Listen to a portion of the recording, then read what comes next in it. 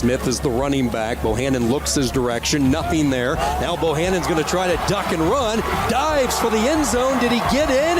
Yes, he did. Touchdown, Baylor. Welcome to Sikkim 365 Radio. Here comes Gunter.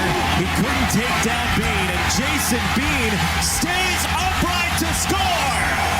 That is brilliant.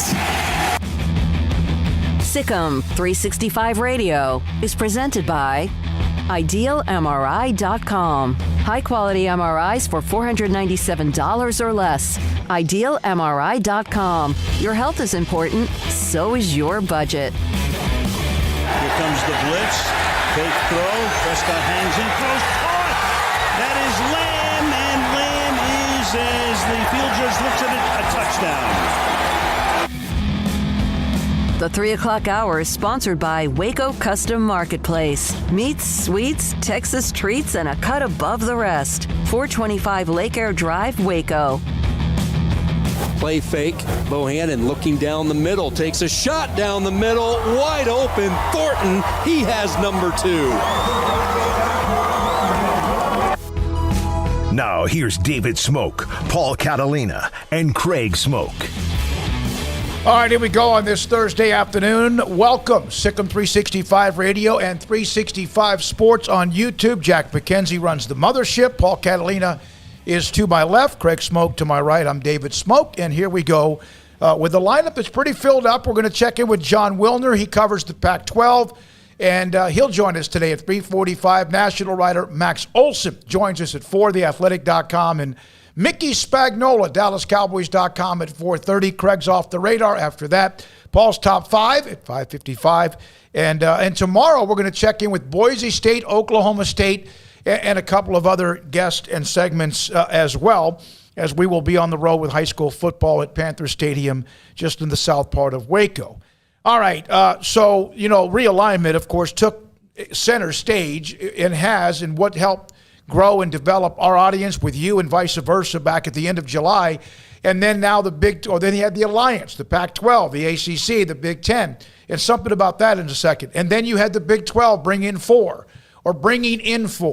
And now Dennis Dodd, CBS Sports, on the AAC, which is now looking around at like, okay, hey, who do we have left targeting the Mountain West? And what does that mean for future teams that might be a part of or not college football's playoff? So that's one of the stories we'll look at today. So what's he actually saying? Is that this is no different than whatever you react, you lose, you gain, right?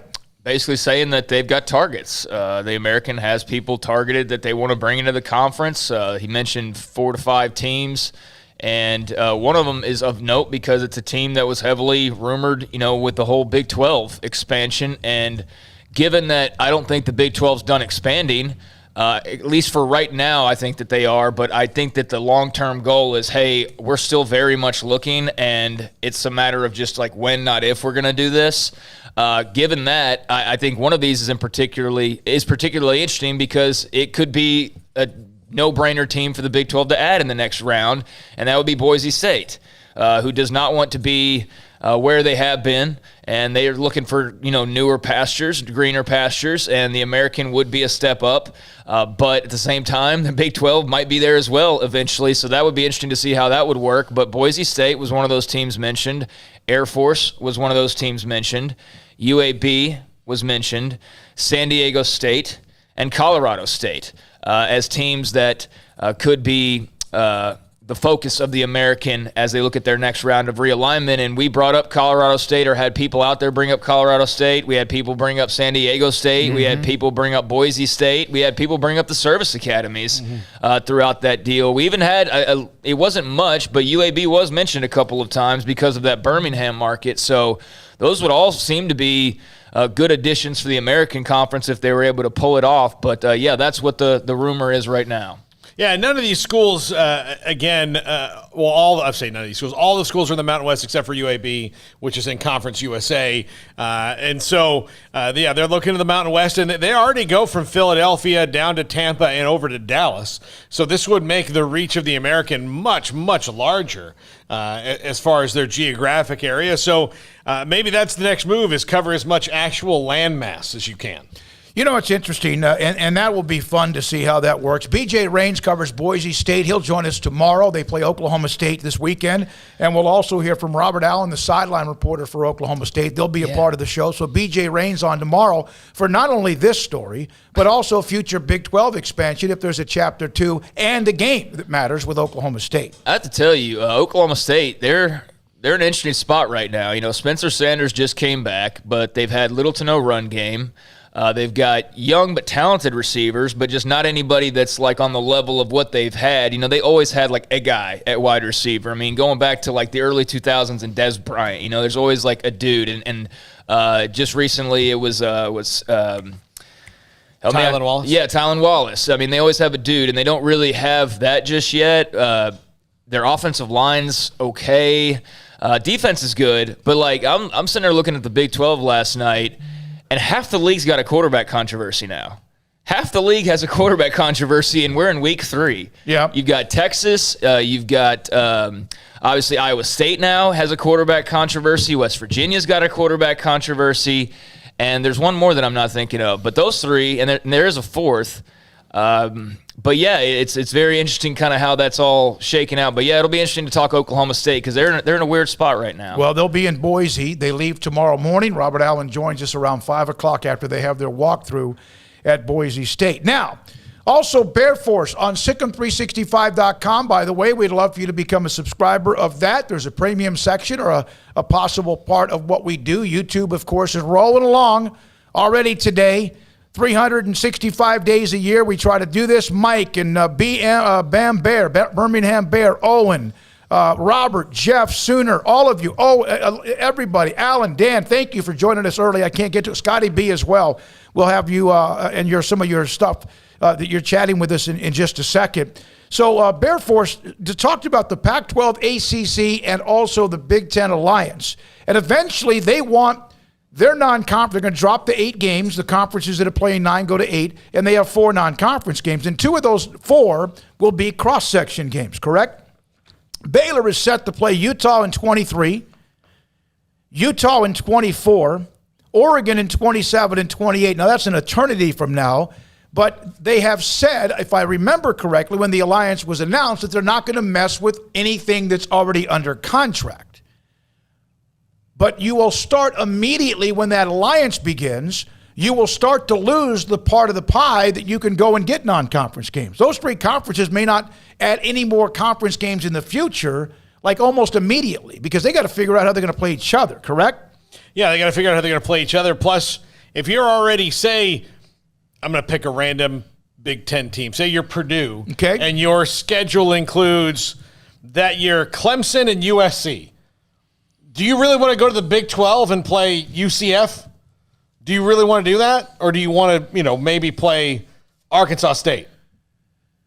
Yeah, it's Toledo. It's going to be interesting how you kind of juggle. It's almost going to be like an NFL War Room draft board. Here's this conference, can't do anything here, can't do anything here, can't do anything here. This is what we have. And eventually what the point might be is the pie might shrink, and the SEC, despite growing, they're going to maybe play, 9 conference games?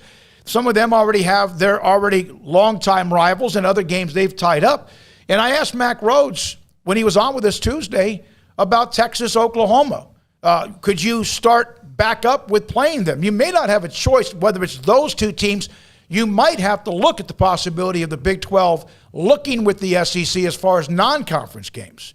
If no one's telling me that. I'm not even saying that will happen, but you might have to look that way. They have Auburn in 25 and 26. What do you mean have to look that way? Well, because if you can't add any more teams from the 3 conferences that are aligned, if they're going to play each other with those non-conference games, you almost lose 3 of the 5 Power 5s. You're one of the other ones. The only one left is the SEC. So you might have to look to them for some of your non-conference games going forward, unless you have whatever becomes of the AAC or the Mountain West in some of those conferences as well. Scheduling is a bit of a snafu, but at the same time, everybody's schedules got wrecked last year and they pulled it off without a problem. You know what I mean? So I think with years to prepare, there's a way to figure this out. And, maybe just you can't go to as many conference games as you like originally. I don't know. I mean, there will be some things to figure out, no doubt. I don't think that it'll get to the point where like a Big 12 can't schedule a Pac-12 team anymore. I think that would be super strange to go that far with it to where you're just eliminating possibilities. But yeah, I mean, there's only so many games you can play, so it'll all depend on how many conference games that they settle on and how many non-conference games they settle on. If some, decide, hey, we're going to have 4 non-conference games, maybe you can fit in. But yeah, these larger conferences mean probably more conference games. So I don't know. I would like to see, these big non-conference type of games, but if the Pac-12 is just going to be playing the ACC and the Big Ten, then hey, we're still going to get those. The Big 12, you're right, we'll probably have to go and tangle with the SEC a little bit, but that's fine with me. Yeah, that'd be fine, and it's a little bit of a mess to have to figure out. From Robert Pesaturo, it doesn't make sense. This is his chat to us. For the Mountain West schools to go to the AAC, it's not a big enough upgrade to make it worth changing conferences. And remember now, it looked like for a while there with speculation and rumors, or what Bob Bowlesby was accusing ESPN of doing and the AAC, that they were trying to become and raid the Big 12. That never happened. It went the other way. They got 3 of their 4 teams, or 3 of the 4 teams are from the AAC. So, again, these are the group of 5. Dennis Dodd with the report. It's on CBS Sports. We'll have Max Olson today at 4 and ask him a little bit about it as well. Well, that's where Mike Oresco has to make worth their while. I mean, that's what the AAC has to do now moving forward, is become more attractive. That's what the Big 12 had to do, is make sure that even everything that happened, they were still more attractive than the AAC. So as long as you can, stay ahead of the, you don't have to be the fastest guy. You just have to be faster than the slowest lion or whatever it is, So if they can stay ahead of that, then yes, maybe it is worth it. But he's right. Like right now, I'm not sure what the big money difference would be between the Mountain West and the AAC. The Wyoming AD has already said, I don't see what the point is. But that's Wyoming. So, there's their opinion. Maybe the others that are actually being talked about feel differently. I don't know what the big scale up would be. I don't have, off the top of my head, the breakdown of money for the Mountain West versus the American Athletic Conference. I mean, I'm sure that, if ESPN is involved in this, which I would imagine they probably are, since they own the rights to the American, that there would be some enticement of some sort to make some sense, whether it be more TV time or whatever. But, yeah, I mean, at least one AD in the conference who's not one of those rumored is saying, I don't see the point. So it's just, and to be clear, this is not these schools saying, hey, we want to do this either. This is simply a reporter saying this is who the American is going to look at or is probably looking at as their focus if they are to expand. And look, they're at 8 teams once these 4 leave, so they have to do something. And perhaps some have bandied about the idea of a full-on merger with the some conferences, because they're all going to be whittled down to some extent. So I mean, I would like to know what that poll would be as well, because the American isn't that much of a step up from the Mountain West, in my opinion. If the SEC, when they do go and add Texas and Oklahoma, which is a matter of probably in a couple of years, if the possible timeline's less a little bit, let's say 2023, at June of 2023 or whenever, they already have, some of those schools have some of their own non-conference games lined up, right? They've been playing 8. Last year was different because of COVID. They only played each other. They might have to have some out-of-conference games that they don't have room for. If they play 9 conference games, and I don't know how many teams already have 4 non-conference games like that. I don't know. I don't know how many of those do. And on top of that, remember Alabama and Texas, an example. They're supposed to play next year. It is a non-conference game. That most likely will be a non-conference game next year.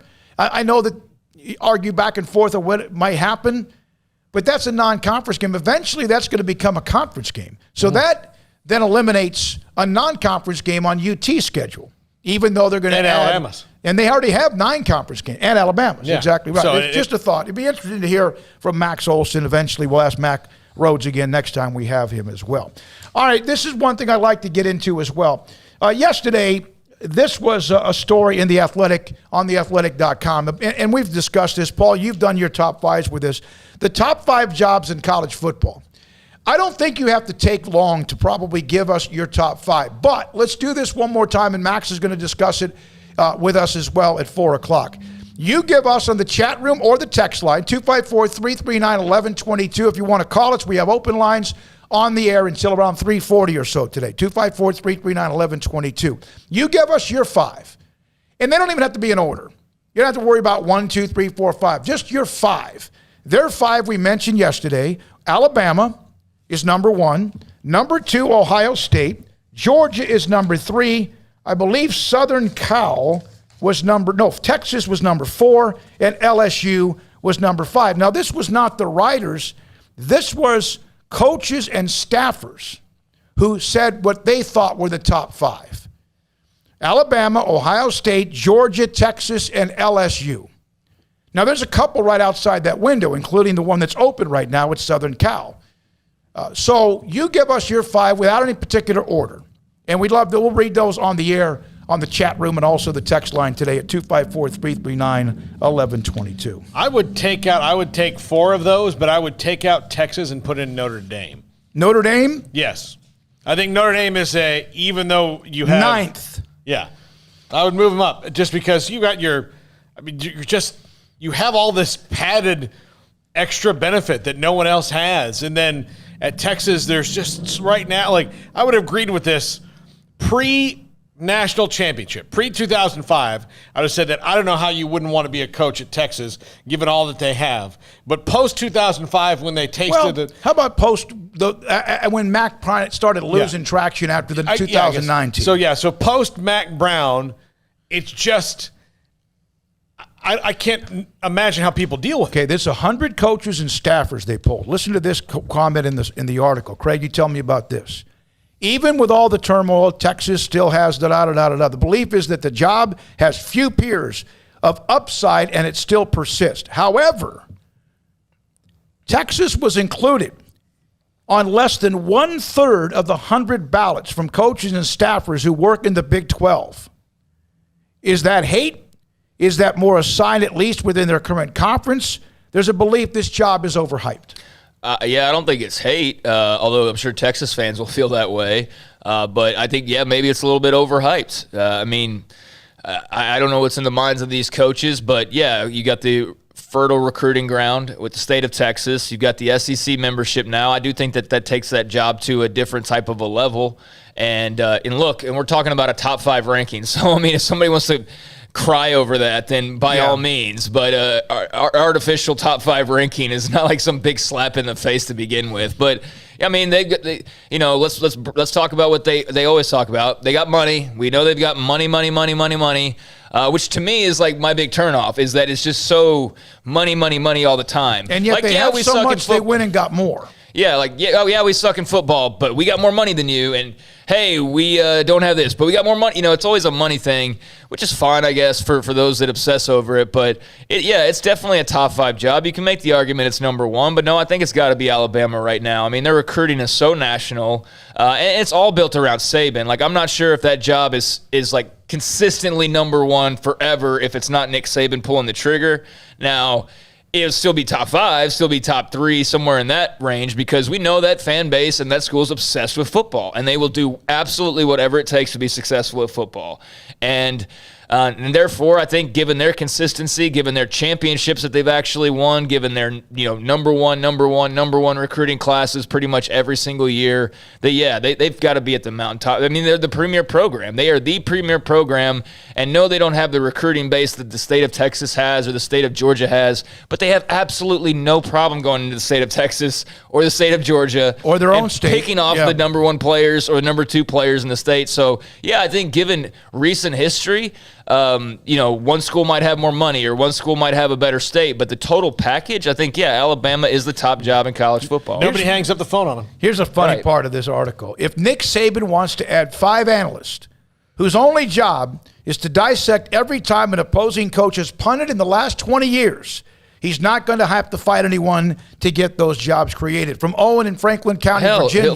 He'll hire a former NFL head coach to do that. Bill O'Brien will be doing that. Yeah, you know? Florida, Alabama, Notre Dame, Oklahoma, and he mentioned Virginia Tech because of Frank Beamer's legacy. From 276, Alabama, Ohio State, Notre Dame, Oklahoma, and LSU. OU, by the way, was 8 on this list. From the 972, Alabama, Southern Cal, Texas, Ohio State, and Michigan. That's from the 972. Well, let's talk about the team that was mentioned that's not one of the typical 4. Like, I think Georgia's is obviously very much built around recruiting and where they are.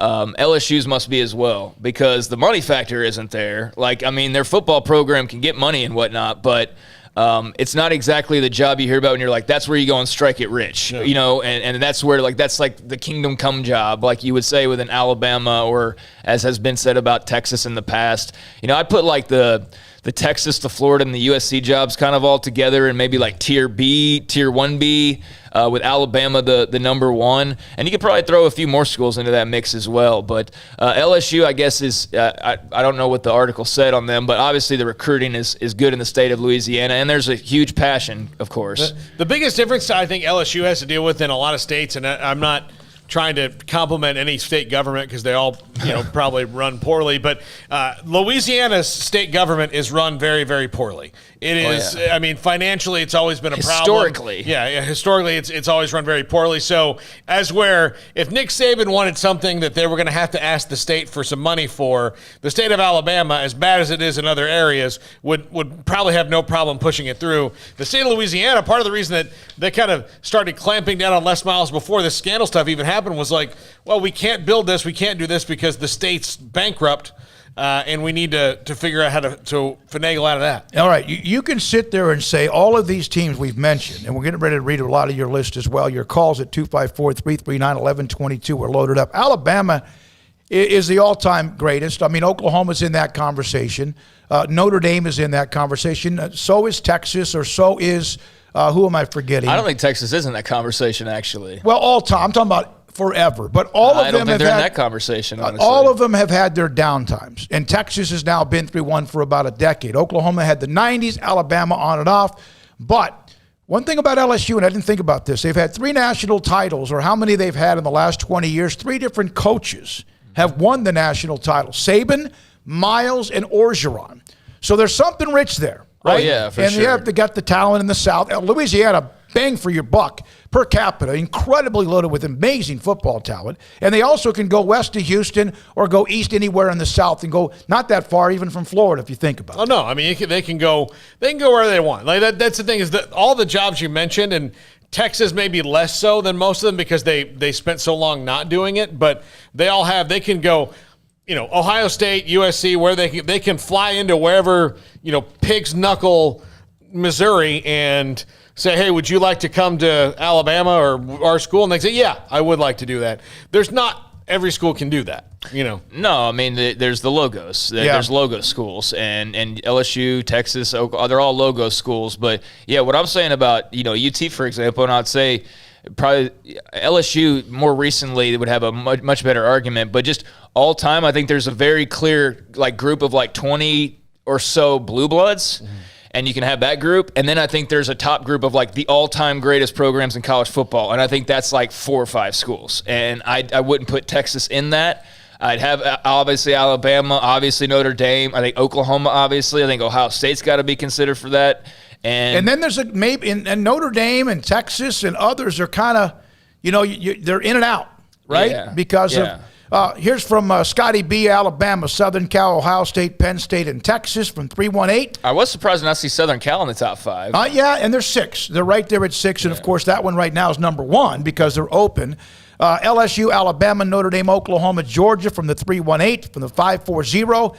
Let's see here. Top 5 jobs. Florida, you already mentioned Virginia Tech. From the 310, Bama spends more on sports than research. Yeah. It's good to be higher budget priority than the entire faculty with a smiley face. And Diane, I agree with Craig. UT is not a top job. No matter how much money, you're destined to fail to meet the expectations. Well, I didn't say that. I didn't say they're not a top job. I'm saying they're top 5. Okay. I'm not even saying that. No, yeah, that's right. UT is not a top job is what Diane is saying. Okay, I'm not saying they're not a top job, and I'm not saying they're not a top 5 job. I'm saying they're not a top top tier one all-time greatest football program. They might be two, but they're not one. They are not in the same class overall, in my opinion, as Alabama and Oklahoma and maybe two or three other schools, because I'm going off of Heisman championships, longevity, all of that type of stuff. Not money. I'm not going off of money. And if you go money, then they're number one. And here's another thing, is that there's some of them kind of fading it out. UT back in the 2000s would have been a part of that conversation. And one of the problems is sometimes they still think they are, and they feel as if that's what it should be like because of how much they do commit to it, but they've fallen short for about a decade since the 2009 season. They've really had one chance to win a conference title, and that was against Oklahoma in the year they lost 4 games. Doesn't mean they haven't been a part of some nice wins. They played Baylor in 13 at Old Floyd Casey Stadium in a brutally cold day. Baylor hammered them. That was for a Big 12 championship, believe it or not, before it was in the gap of when they did not play games. Paul, let's light up the line. All right, let's get the shot clock up, Jack, because we've got 5 callers on the line. 254-339-1122. All right, let's go to Ben in Oregon. You're on the Bet US caller line. Thanks for your call, Ben. Nope. Ben did not make it. Okay, hold on. All right, Ben, come on. You're going to call in. Be patient with us. Okay, here we go. Yeah, he's Ben from Bend. Okay. Oscar in Grand Prairie, you're on the Bet US caller line. Hey, it's actually Colin. You guys give me a shout out. Yes, I'm actually in Florida. I have a Texas phone. Okay. It's okay. But yeah, I was just calling. So you guys were talking about the USC job. I think right now it's just a matter of what coaches are out there that make teams better. So there are good logos and team names, but there's only a handful of coaches that make those teams what they are. Just like you said earlier, Saban makes Alabama good. There's only a few coaches that could elevate those teams to that level.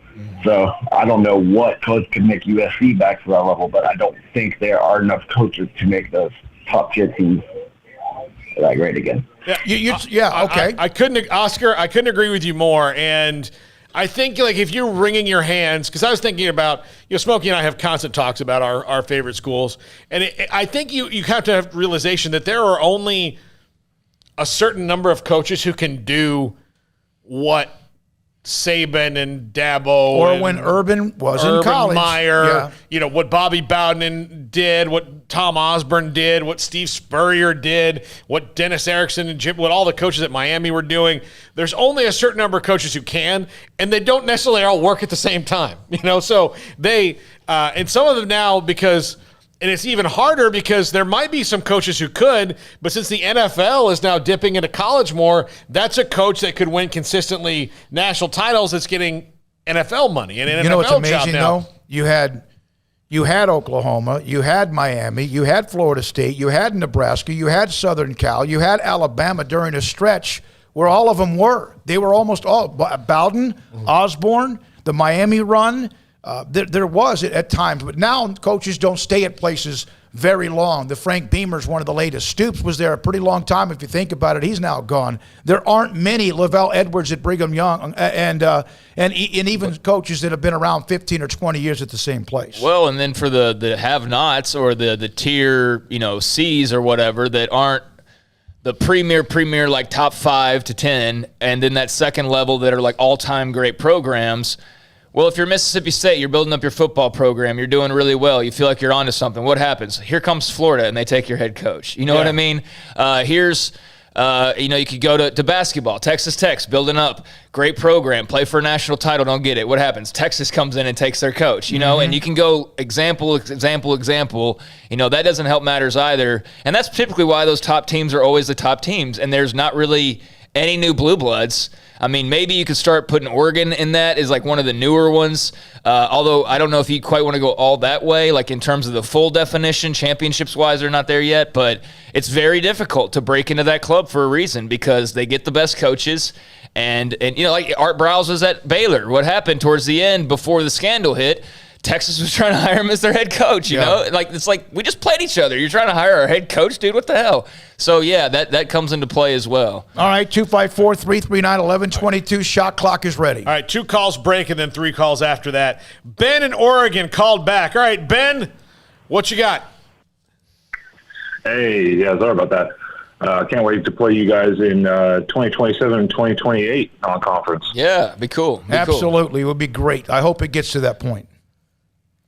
I hope so, because it looks like there's some changes already have maybe been made on the schedule. But, top destination, you're the caller hit it. And I was going to say, I think Oregon's up and coming. I think it is. It'll be a championship level that will take them over the top. Well, and agreed. And for your sake as a fan, Ben, and thanks for your call, I hope so, because Oregon's done everything but that. Yeah. They've built their national brand. Everybody's familiar with them. They know they have a billion different uniforms. Phil Knight has done everything he can for that, except had they beaten Ohio State that night in Dallas, if Ezekiel Elliott wasn't a person in the world that existed, maybe, just maybe, they would have taken that next step already. Well, I definitely think they would have taken a step to be able to have that to claim. Marcus Mariota had a fantastic year, the Heisman year and all that. But, they get that opportunity. Then was that the original playoff?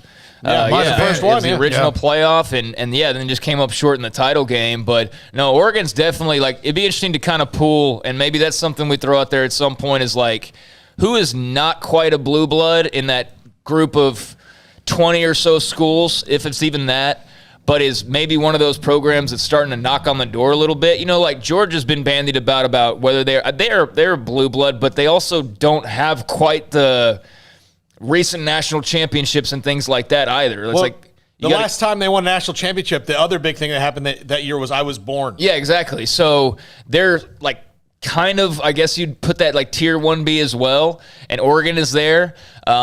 But Oregon's much newer, to the whole thing, and I definitely think they're one of the leaders of the pack of the new school. And I'd be curious if there were other examples that I'm just not thinking of. You mean right below, breaking into the party? They haven't been a member of the party, but they're knocking on the door, and they might get let in, and they might have got let in if they won a national title. There's a history of teams doing that. Florida State had to break it down. Exactly, Miami, about the same time, had to break down the barriers, and there are others where a lot of times the Alabamas, the Ohio States, the Oklahomas. And I want to bring Michigan. That's one of those teams that's faded out, like Nebraska or Tennessee or maybe Texas. There's going to be teams that arrive. And can you have sustaining power? Clemson.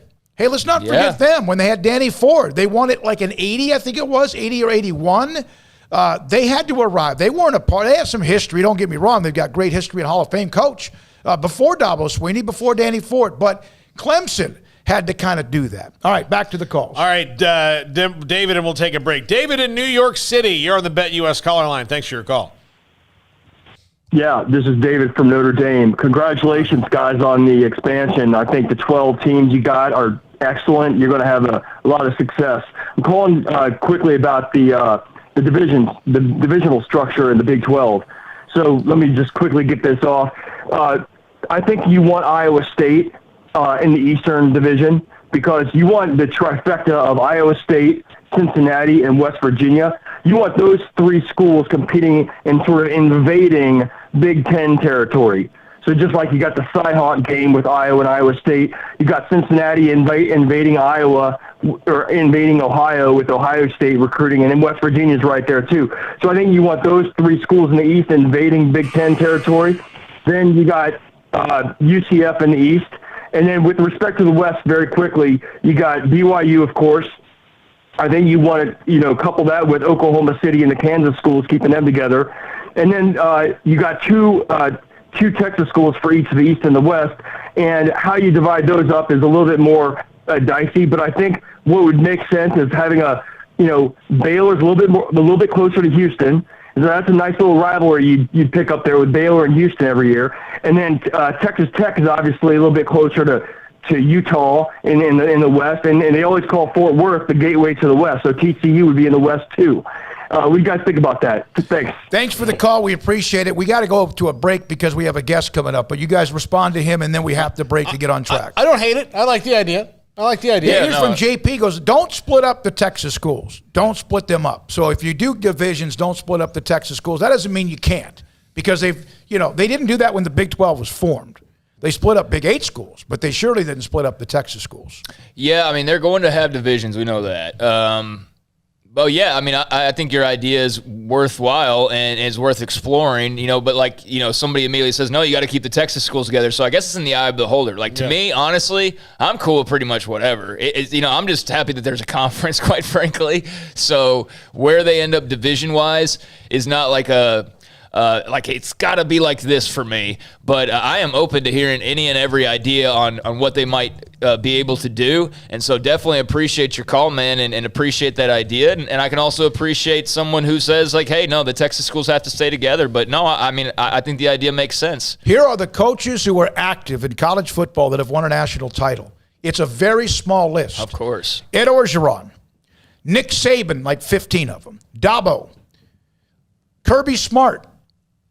Not as head coach. Not as a head coach. Lane Kiffin. Not as a head coach. Mac Brown. He does have the 1-05. Is that it? Jimbo Fisher, of course, yes. I don't know what. This is from Ellie Le Spa. I don't know why you would forget about Jimbo Fisher. Maybe an oversight. Assistants don't count. No, the assistants. So if you think about Ed Orgeron, Nick Saban, Dabo Sweeney, Mac Brown, Jimbo Fisher, and maybe there's one we're just forgetting. I don't know who that might be. When we come back, more from you, more of your calls. Let's light it up. And then eventually, John Wilner covers the Pac-12. His thoughts about many things college football. Sick 'em. 365 Radio. Don Shumador and Coffee Beans on their Instagram account. I don't have Instagram, but I saw this on actually my Twitter feed. They have a bottle with a cap on it, a silver top. Hazelnut Columbia fresh coffee beans that they can grind for you right there in front of you if you want that. I've told you about one of their best flavors, more popular flavors is Cowboy. And they also have the great names of cigars from Macanudo to Ashton, H. Upman, Artur Fuente, Rocky Patel, Padron, Cohiba, and of course, yes, Aging Room, Cuatro, Nicaragua. In fact, that cigar is the one lying on top of the coffee container with the fresh coffee beans. A boutique cigar manufacturer, Aging Room Cigars, again, accolades from all over the world, regular and also those who are cigar aficionados. The medium to full-bodied cigars result with a collaboration with cigar makers like Romeo and Julieta and Monte Cristo, two of the great brands. Made from Nicaraguan, Puro. That means every part of this cigar, the wrapper, the filler, the binder, all come from Nicaragua. Aging Room, Cuatro, Nicaragua, rated the #1 cigar in the world during its time, and much more inside Don Shumador's 48-foot walk-in humidor, plus CBD products, Vita Dreams, and more. Town West Shopping Center off Valley Mills in Waco. Jeep Adventure Days are going on now at Allen Samuels. Come see the 2021 Grand Cherokee Laredo, the most awarded SUV ever, with total values of $3,250. Beautiful design, elegant style, Jeep Grand Cherokee Laredo at Allen Samuels, your home for the 2021 Jeep Grand Cherokee, located at 201 West Loop 340 in Waco. Come by, let's be friends. See dealer for details. All offers have credit requirements. It's football season. Sports bettors and BetUS.com has your NFL and college football live betting lines up for their 27th year. Why BetUS.com? Well, they're the 3-decade leader, and you can join now for a 125% bonus on promo code SICK'EM125 with cash, or a 200% bonus on crypto with SICK'EM200. The 3-decade leader with action on every sport across the world. We can pretty much guarantee that they've got your game at BetUS.com. Use promo code SICK'EM125 or SICK'EM200. One size fits all. That may be all right for an adjustable belt or cheap sunglasses, but when it comes to your financial needs, no one wants a one-size-fits-all strategy. Ben Erlinson, your Edward Jones financial advisor, knows that his most important goals are yours. That's why he takes the time to understand your needs, knowing you. That's how Edward Jones makes sense of investing. Ben Erlinson, 100 North 6th Street in Waco, 254-759-8533. Edward Jones, member SIPC. You know what would make this moment better? pizza. Dough made from scratch and an Italian family sauce recipe pizza. 3 fresh signature cheeses making a melty blanket of perfect pizza. Bob Mock has owned Marco's Pizza franchises since 2013 and has been delivering pizza since 2001 and is the proud owner of 4 locations in the Waco area, in Belmead, China Spring, Woodway, and soon to be open in Robinson. Order at marcos.com to make any moment better. Marco's. Pizza lovers get it.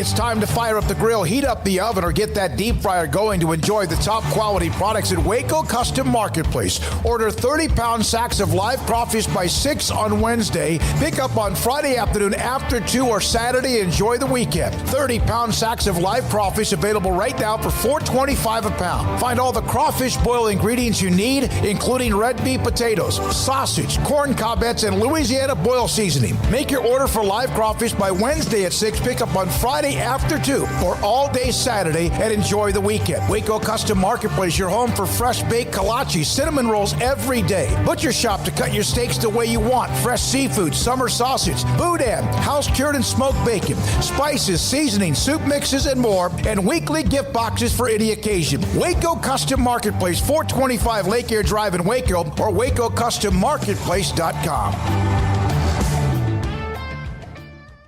Parenting is full of surprises. You never know what to expect.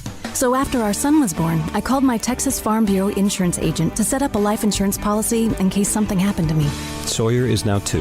And we'll soon have a sister. There's no one else I would trust with protecting my family. Stop by and see our agents at one of our 3 McLennan County locations. Coverage and discounts are subject to qualifications and policy terms and may vary by situation. Welcome back to Sikkim 365 Radio. Call us on the BetUS hotline, 254-339-1122. All right, here we go. We'll take 3 of your calls. John Wilner covers the Pac-12. He'll join us as well. Max Olson just sent me a text. He's out today. Had some dental work, and so we'll try to reschedule him for tomorrow. Paul, let's go. All right, Stephen from Virginia, you're on the BetUS caller line. Go! First, I want to say I know I ruffled feathers with my 5-7 comments last week. 5-7 is not acceptable, but the improvement I had seen running the football and on the offensive line had promised me that it would not be 5-7 this year, so I was willing to wait until they started losing games they were supposed to win to be critical. I hope y'all know that. Second, I want to give y'all this list. I have Ohio State 1, Notre Dame 2, Southern Cal 3, Oklahoma 4, Georgia 5. Texas is not the job you think it is. It's a lot of money, and it's a big buyout, but you're going to look like Steve Sarkisian the whole time on Fayetteville on Saturday, and nobody wants to look on like that on national television, no matter how much money they're going to give you. Thanks, Stephen. Appreciate the call. You guys want to respond to that? I think Austin is kind of like the Fountainhead, the Ayn Rand book, where there's too many people. Everybody is going in different directions, all trying to pull the thing one way until somebody eventually just blows it up for the insurance money. Yeah, I mean, everybody's having their fun taking pot shots at Texas this week because of that loss to Arkansas. But I will say, I don't think that ends their season. They played a team that was SEC built up front on the offensive and defensive lines. And, I'm sure some will roll their eyes, but there is a difference. There is a difference the way the lines are built in that conference. And when they start Big 12 play, they're not necessarily going to see Arkansas defensive line just shutting down their run game, or see, the way that their D-line was getting manhandled at times as Arkansas ran all over them. So, Texas definitely has some questions, especially now with this whole quarterback thing. Casey Thompson, if he has the elusiveness and that Texas offensive line remains shaky as it is, maybe he makes a difference for them. They've got questions, no doubt, but I'm not writing them off for this season just because of a loss to Arkansas. It's not like, no offense, Paul, losing to Jacksonville State or someone along those lines. I agree. All right, Chris in Missouri, you're on the BetUS caller line. Thanks for your call. Hey, good afternoon, guys. Paul, please don't take this as a knock on Florida State. I don't mean it at all. Okay. Florida State is one of the elite programs. And to see how precipitously they've fallen after Jimbo left, I really believe with only a few quality home run coaches out there, Florida State should probably fire their coach and get one of those guys in there sooner rather than later. I don't want to, say we should go fire Norville, but they've regressed, and with top 10 talent every single year, I just hate to see a proud franchise team, losing when if you put the right guy at head of the team, they'd be back to winning national championships.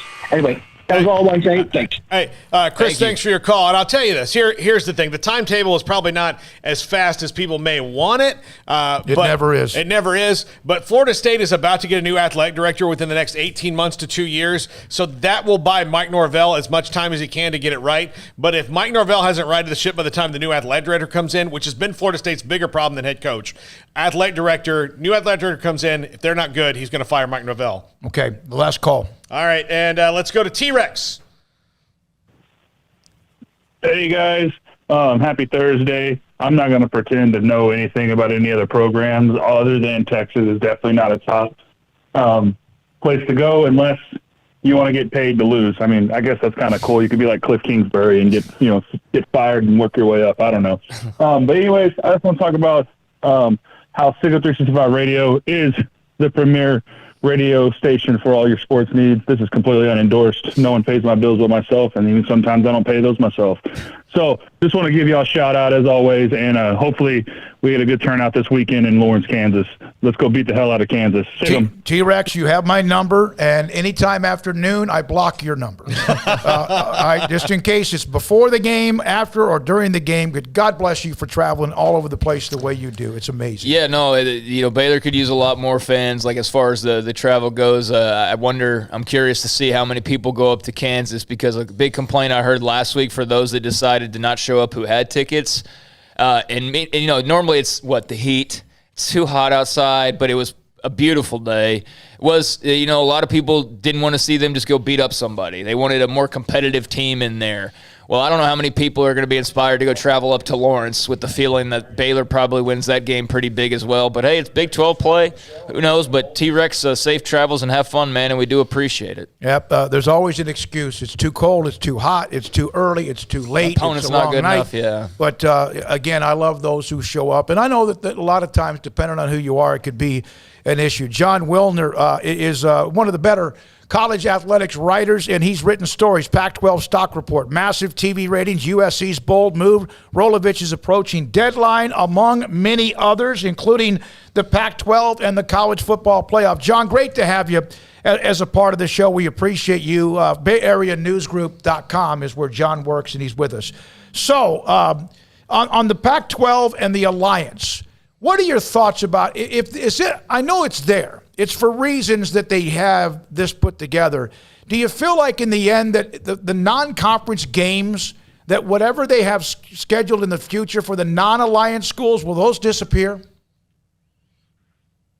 No, I don't think so. Okay. My understanding is the Pac-12 is going to, the schools are going to do everything they can to keep the games that they got on the books. I mean, there's some really good games on the books.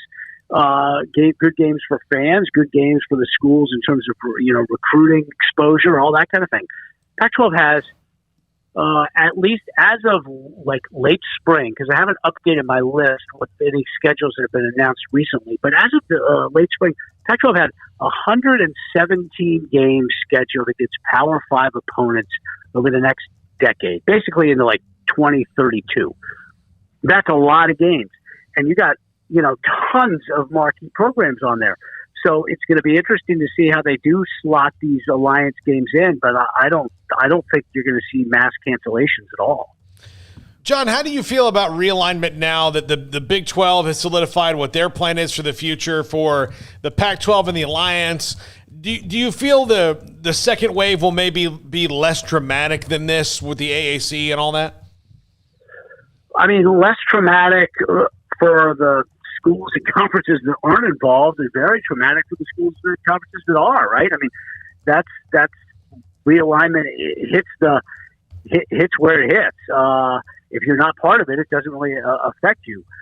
I think everybody at the Power 5 level at this point probably is feeling pretty good, right? I mean, it's great that the Big 12 was able to act swiftly and get schools that I think will help. I think part of the reason that I don't know if you guys watched the Alliance press conference, but they didn't have a whole lot of answers. Those three commissioners, right? Mm-hmm. Part of the reason they didn't have a whole lot of answers is because they put that thing together pretty quick, and they don't have it. A lot of the stuff isn't in legal contractual form yet.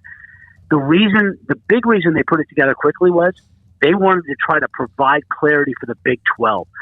The Pac-12 especially wanted to get it out there that they were not doing anything, so that the Big 12 could know where to turn and could move forward with what's best for itself. John, the Pac-12 has been pretty talkative, or at least I've seen various things about not wanting to move forward with the college football playoff expansion the way it was presented a few months ago. Where does that kind of stand, and how much of a bump in the road is the Pac-12 plus their alliance partners in this whole thing? Well, the three of them together are, I think, a pretty big hurdle for anybody who wants to move forward quickly. And that was a big part of the reason they've had the alliance is to vote, the three of them vote. So now, they didn't want one conference to have to block the other, everybody else. But if you've got a three conference block, it's much sturdier, right? And nobody gets alienated. But I think the Pac-12 wants to expand, knows that expansion would be to its benefit. I think that there's a little question as to whether 12 is better than 8, but they want to expand. The big thing, not only for the Pac-12, but a couple other conferences, is the ESPN situation. Mm-hmm. They don't want to expand in a timeline that would allow ESPN to have all 11 games, if it's a 12-team deal, they don't want ESPN to have all 11 games in a non-competitive bidding process. They want the contracts to be opened up, taken to the open market, so that Fox and CBS and Turner, whoever else, can bid on it. So it turns into more of an NFL model. Like the NFL's got 4 networks that broadcast their playoffs, right? That's what the Pac-12 wants that for sure, and I think the Big Ten does too. You don't want ESPN having every game. Yeah, and it just the timing of how the calendar felt. How much did that kind of make it a little bit greasy in the ways of the way the Pac-12 looks at it, or the alliance teams, because the SEC gets Texas, Oklahoma, right after there was discussion about the college football playoff expanding? Well, I mean, I think it hit everybody. It was very jarring, I think, all across college sports, what happened. And the fact that, look, I believe when Greg Sankey says that Texas approached him, I believe him. And I've talked to some people privately, and that position has been supported by what they have said privately. Texas went to Sankey. There certainly was a lot of consternation over the fact that Sankey was part of the 12-team process, knowing that he was going to get Texas and Oklahoma, right? It serves SEC's purposes to go to 12. So I think that really jarred a lot of people, even presidents across the Power 5. So now it's like, you know what, let's take a step back. We don't necessarily have to go this quick, and let's reevaluate everything through the lens of a 16-team SEC that includes Texas and Oklahoma. And does that change the strategic position for the other 4 power conferences in an expanded playoff? John Wilner joins us, Mercury News as well, and AP top 25 Heisman voter, and a lot of other things that he's involved with, including covering the hell out of the Pac-12. USC fired Clay Helton this week, John, and it's early in the season, but everybody kind of knew this was eventually coming unless he pulled some kind of rabbit out of his hat. What direction do you see Mike Bohn going in? Maybe not a specific person, but what the qualities that USC needs in their next head coach? Well, I think the number one thing, if you get past integrity, high character, all commitment to academics, all that stuff, I think that they're going to hire somebody who's been a head coach, right? They have now promoted. They've had 3 interim coaches in the last 8 years. They are going to hire somebody who has been a head coach before. The question is, you got to find somebody who's been a head coach and been a successful head coach, but is still hungry. And because they need energy. They need energy for recruiting. They need energy for the fan base. So that's a little bit of a delicate balance. But to me, I would be really surprised if they hired somebody who's never been a head coach. Now, it could be somebody who's currently sitting out, maybe working at Fox, for instance, and used to coach Oklahoma. I don't have any idea. But it's going to be somebody who's been a head coach, I'm sure. Do you think before the alliance was formed, the Pac-12 was at any risk? I mean, grant of rights and all that aside, but obviously Kliavkoff has come in and kind of steadied the waters where they were very unsteady before. But prior to the alliance, when Oklahoma and Texas departures announced and all hell starts breaking loose, was the Pac-12 ever in danger in your mind of potentially being poached themselves? I don't think so. So I think that the situation would be a lot different if the old commissioner were still in place. If Larry Scott were still running the conference, I think it would be a fragile situation. But it all starts with USC, right? Mm-hmm. If USC says we're committed to the Pac-12, then that's a stabilizing force, because there really isn't a combination of schools of which USC is not a part of that would make sense for the Big Ten or anybody else, right? I mean, Washington and Oregon or whoever, their value to an interconference would come as part of an association with USC. So the Trojans, I think, are all in right now with the new commissioner and with the direction of the conference and with the alliance. And I also happen to think that part of the reason that the Pac-12 commissioner, George Kliavkoff, pushed for this alliance was as a defensive maneuver, because he knew if he could get all the Big Ten presidents basically on board with this thing designed to provide a stabilizing force, that there was less chance that those presidents would then turn around and try to poach USC. John Wilner with us, Sikkim 365 Radio. Again, the Pac-12. At times, John, you know this, we always sit there. The argument is not who's the best football conference. The SEC seems to always get that nod for what they've done. The Big Ten can be a part of that conversation on occasion, but it's always who's the weakest of the remaining three. The Pac-12, the ACC, the Big 12, of course, has been through their drama as well. How do you like the start of the year? Now, USC was beaten by Stanford pretty handily, but Oregon got the great win at Ohio State. How do you feel about them after just a couple of 3 weeks? Well, I think it's been a little mixed, because Pac-12 is, I think it's 11-11 non-conference, right? They've lost 2 games to BYU. They've lost 3 games to the Mount West. Washington lost to Montana. But they got the 2 wins that they had to get, UCLA over LSU and Oregon over Ohio State. And that's kind of the way we're judging conferences these days, is how good are your best and who are you beating on the biggest stage, right? Mm-hmm. I mean, I personally don't think that over the last, throw out last season, but the previous 3 or 4 seasons, to me, the Big 12 and the ACC weren't any better than the Pac-12 2 through 10, 2 through 12. But the Pac-12 didn't have an Oklahoma, and it didn't have a Clemson, and that's what hurt it. Now, part of that is because SC hadn't gotten its act together, right? But the depth has always been pretty good, I think. The question is, this season is Oregon or UCLA good enough to make the playoff? And if they are, if one of them is, then I think we'll see the end of the Pac-12 falling behind narrative. You mentioned about the first-year possibilities of head coaches, and they want an established head coach. I saw your response to the Adam Schefter tweet earlier this week about Eric Bieniemy. You shut that down pretty quickly, but you had a reason to, right? There's a couple there. One is I just don't think they're going to hire somebody who's never been a head coach. They have to get it right. And you hire somebody who's never been a head coach, and there's an added risk level, right? As opposed to somebody who's been a head coach at one. Now, the other thing is, it's interesting. Eric Bieniemy, Colorado's had a couple openings last few years, and Eric Bieniemy is a Colorado alum, and he's not the Colorado head coach, right? Now, whether he didn't think that was the right move, or they didn't think it was the right move, I don't know. But I don't think that he is the right fit. And USC's athletic director, Mike Bone, was at Colorado when Bieniemy was on the staff there. And I just don't think that SC is going to be interested in him. All right. Anything else? All right.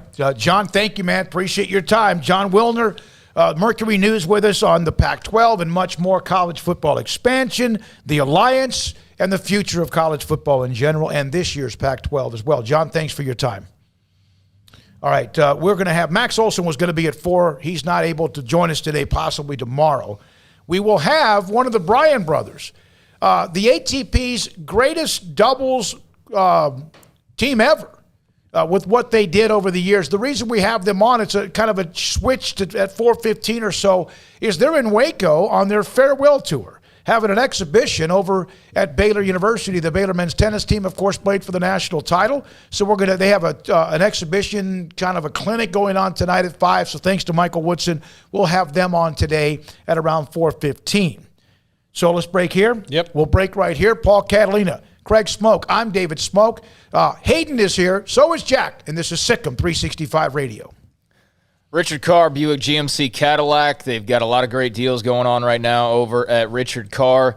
They had the Labor Day savings event going on, but they are continuing that. Even though Labor Day has come and gone, they're continuing that throughout the rest of the month, and they've got a wide variety of vehicles that can be yours. How about some responsive power, some advanced technology, some exceptional agility? We can find all of that combined in a new Cadillac to bring a smile to your face on every drive at Richard Carr Cadillac. They will find the right model for you, whether it's a smooth and powerful CT4 sedan or the XT4, XT5, or XT6 lineup of SUVs in the style and size to fit your lifestyle. And Richard Carr, right now the car market is very strange. The availability is kind of hit or miss. So what they want you to do is, if you are in the market for a new vehicle or a used vehicle, they want you to sign up for their waiting list. If what you're looking for is not available right now, well, they will work hard to get it for you. So put your name on the waiting list right now, and you will be first in line to get the vehicle of your choosing. There, but not only got the Cadillacs, they also have, of course, the Buicks as well.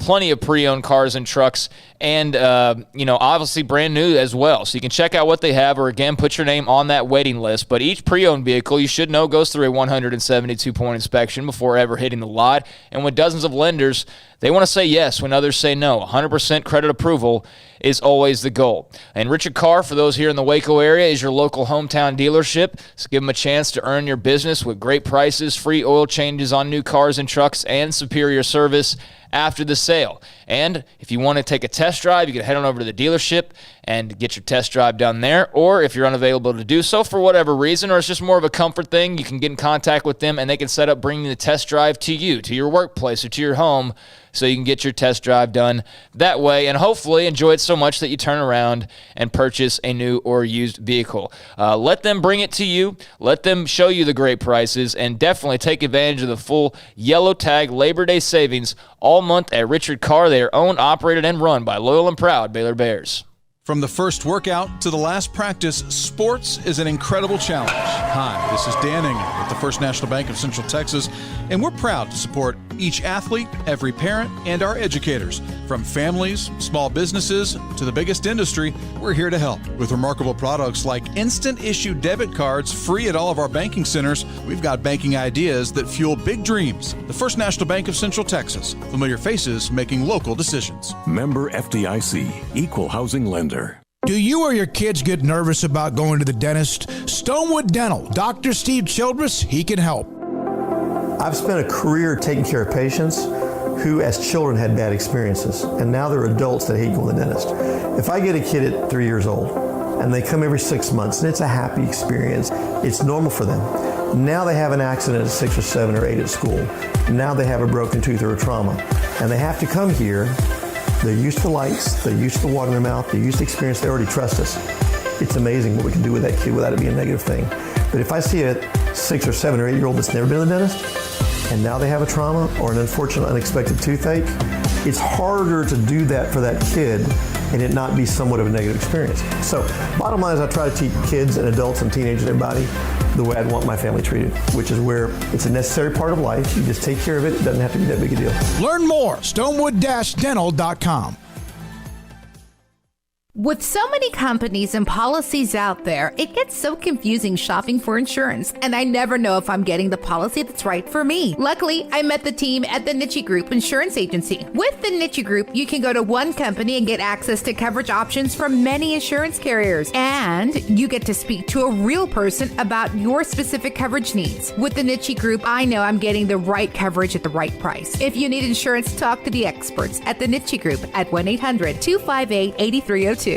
The thing about having a naked truck is that you get exposed for the equipment you don't have. Take, for example, your rear end. If you don't have anything back there, you're exposed about what you don't have, and that's a life. However, if you cover that rear end with a hitch, you're telling the world, hey, I got a little junk in my bed, and I'm ready to pull something. A camper, RV, boat, trailer, jet skis, heck, even a bike rack. A hitch says, I have a life beyond driving my truck to and from work. And Pickup Outfitters is the place to get a hitch for your truck, SUV, van, even some cars. We sell and install just about any kind of hitch you need. Receiver hitches from light to heavyweight to pull just about anything.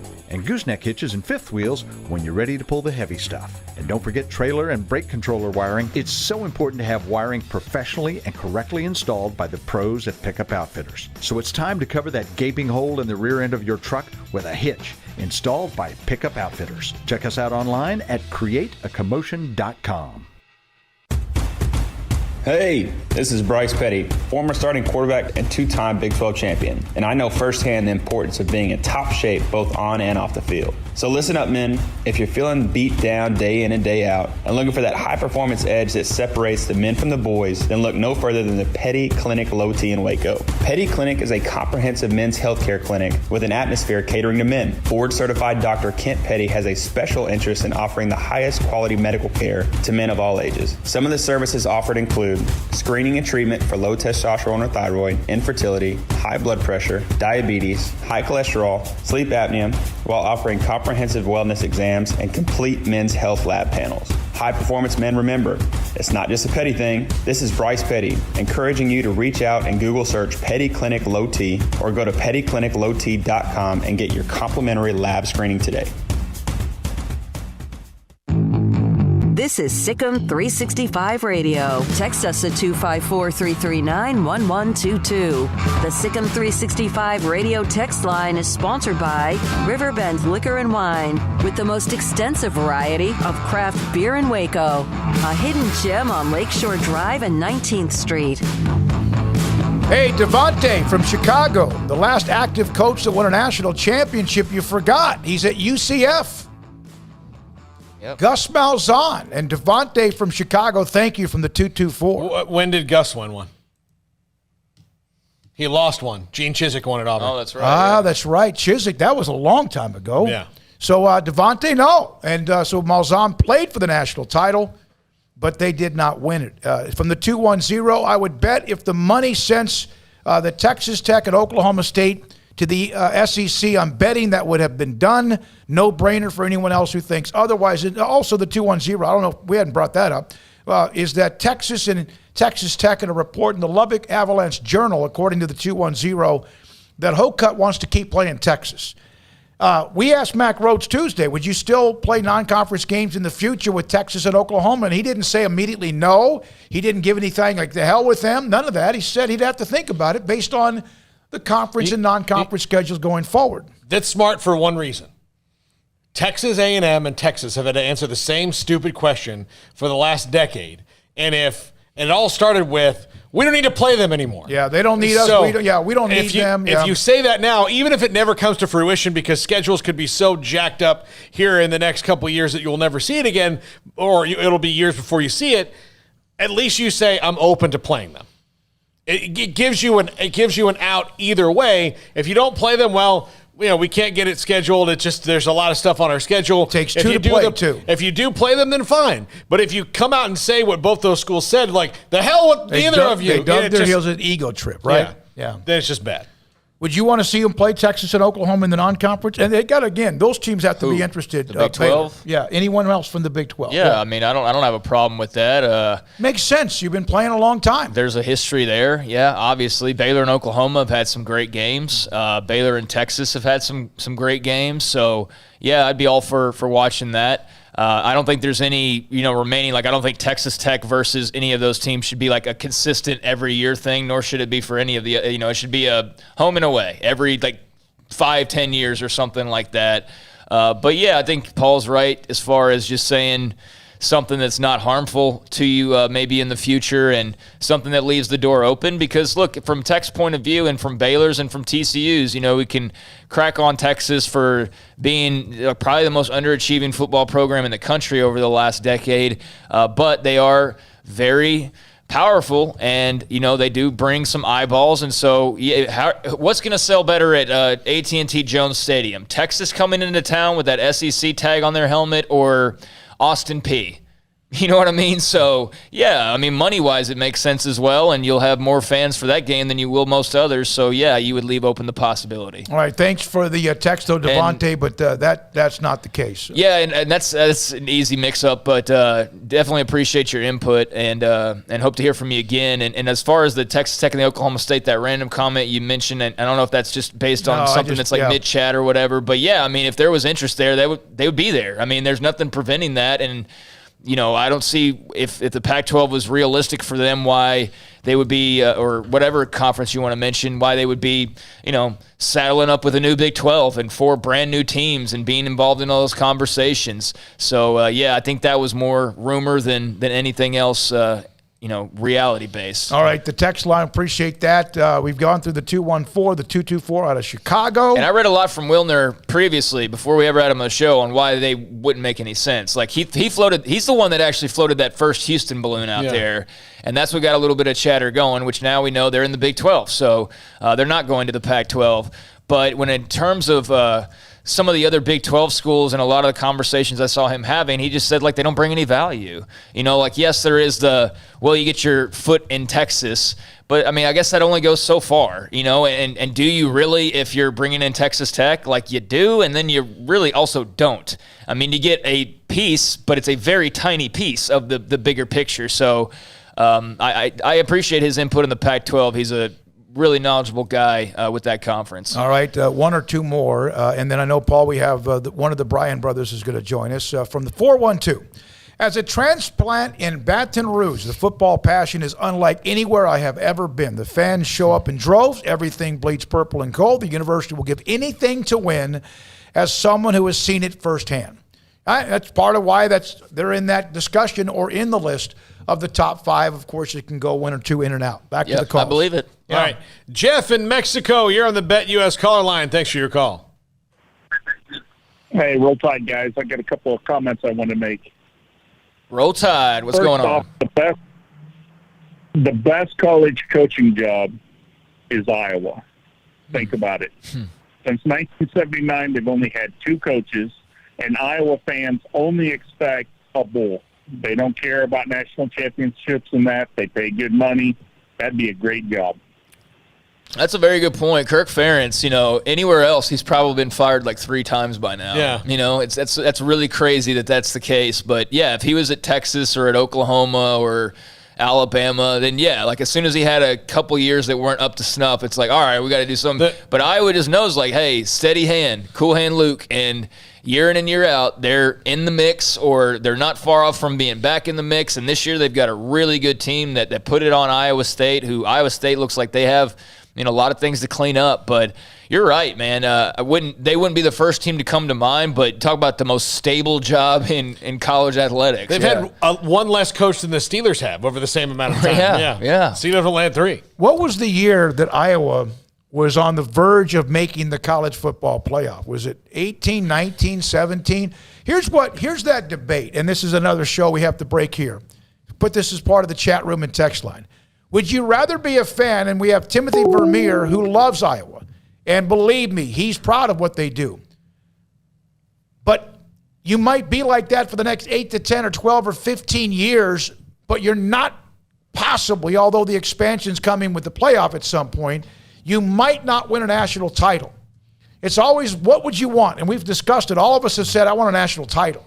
But then you may go through 10 years of hell. So that's what Iowa brings to the table. And he is solid as a rock, what they do year in and year out. They don't change anything. Continuity. When we come back, one of the Bryan brothers, one of the great doubles tennis teams of all time, in Waco for an exhibition as they're having their farewell tour. And this is Sikkim 365 Radio. Pickup Outfitters can help dice up and make your car, truck, SUV, or minivan look even better than it does right now. Let's say that you have a pickup truck, and when you bought it, you got as much as you could, but maybe it's a little bit of an older model, and you need to add something a little bit jazzy to it, or a little bit something extra, makes it even more muscular. Maybe a different bumper or grill guard or both. That's what you can get at Pickup Outfitters. Jay Everett is the owner, 220 Lake Air Drive in Waco. And when you buy something from Pickup Outfitters, an accessory, and you also have them install it, it comes with a lifetime installation warranty. Think about that, a guarantee. If you buy it from Pickup Outfitters at 220 Lake Air Drive, they have a showroom with some of the accessories. They can get whatever you need.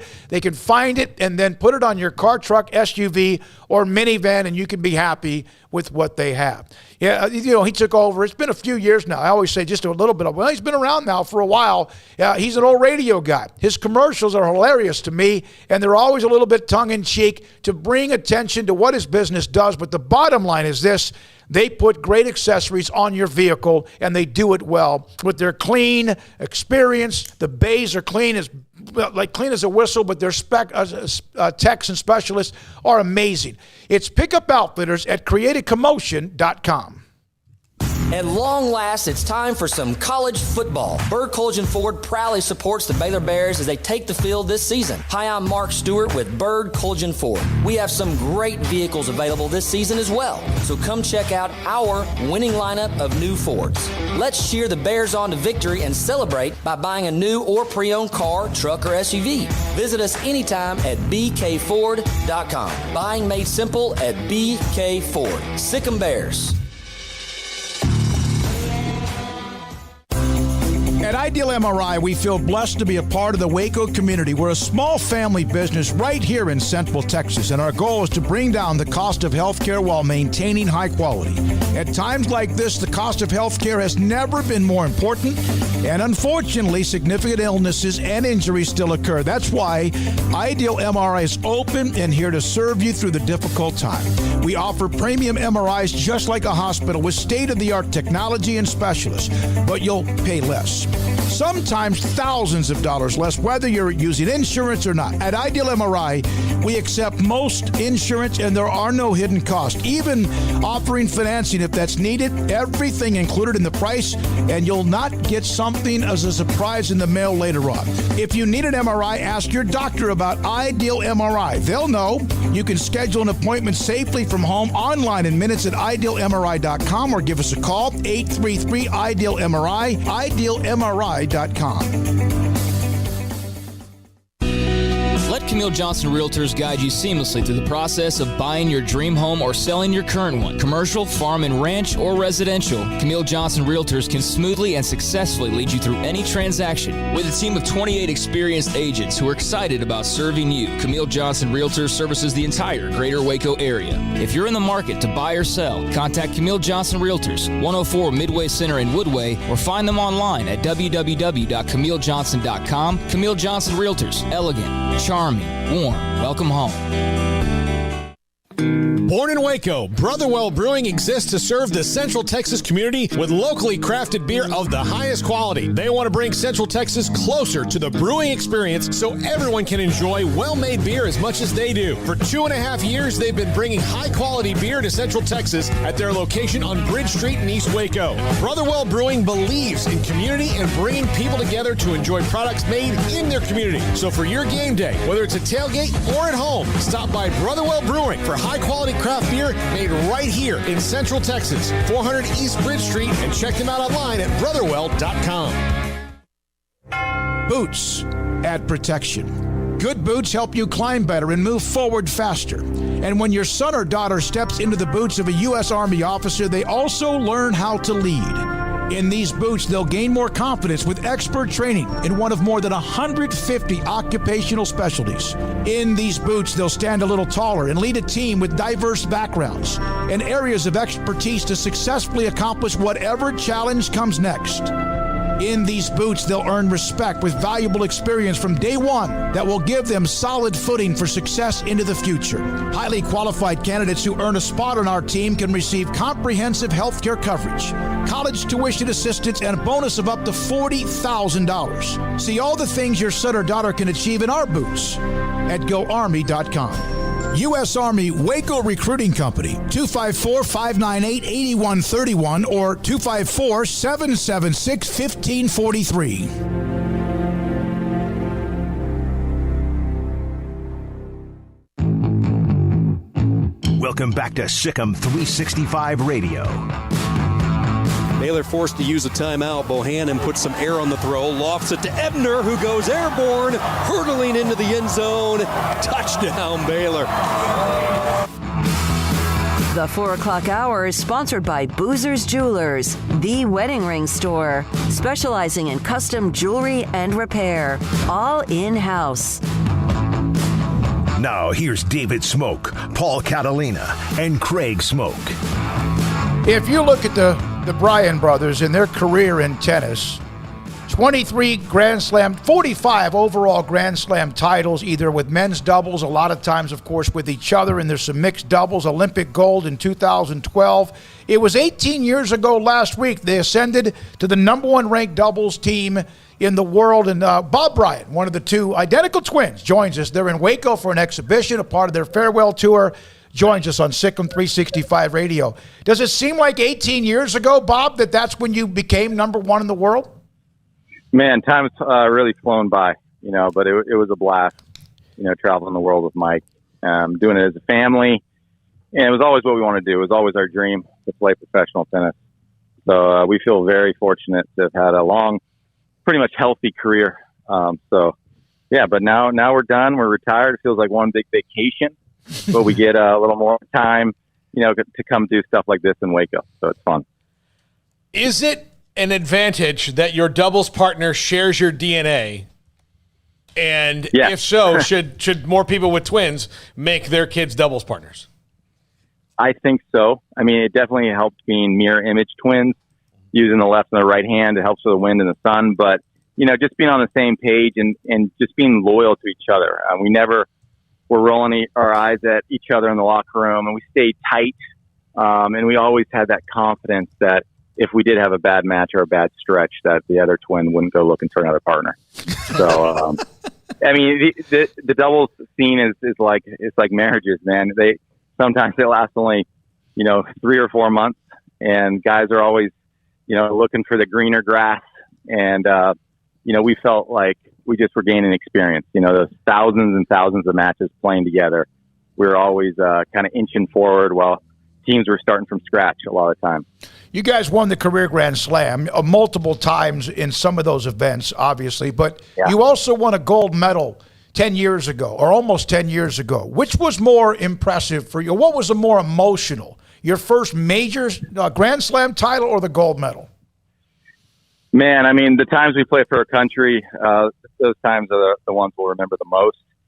But it's all relative, winning our first national title at 14, that was an emotional, winning the NCAAs at Stanford. Each one felt like, couldn't get any better. But as far as the trophy that everyone wants to hold when they come over, it's the gold medal. That's the one there. They always go past the Wimbledon trophies and they go right for the gold, put it around their neck, and then take a selfie. So that's the one that's had the most impact, is the gold medal. How often do you play singles tennis?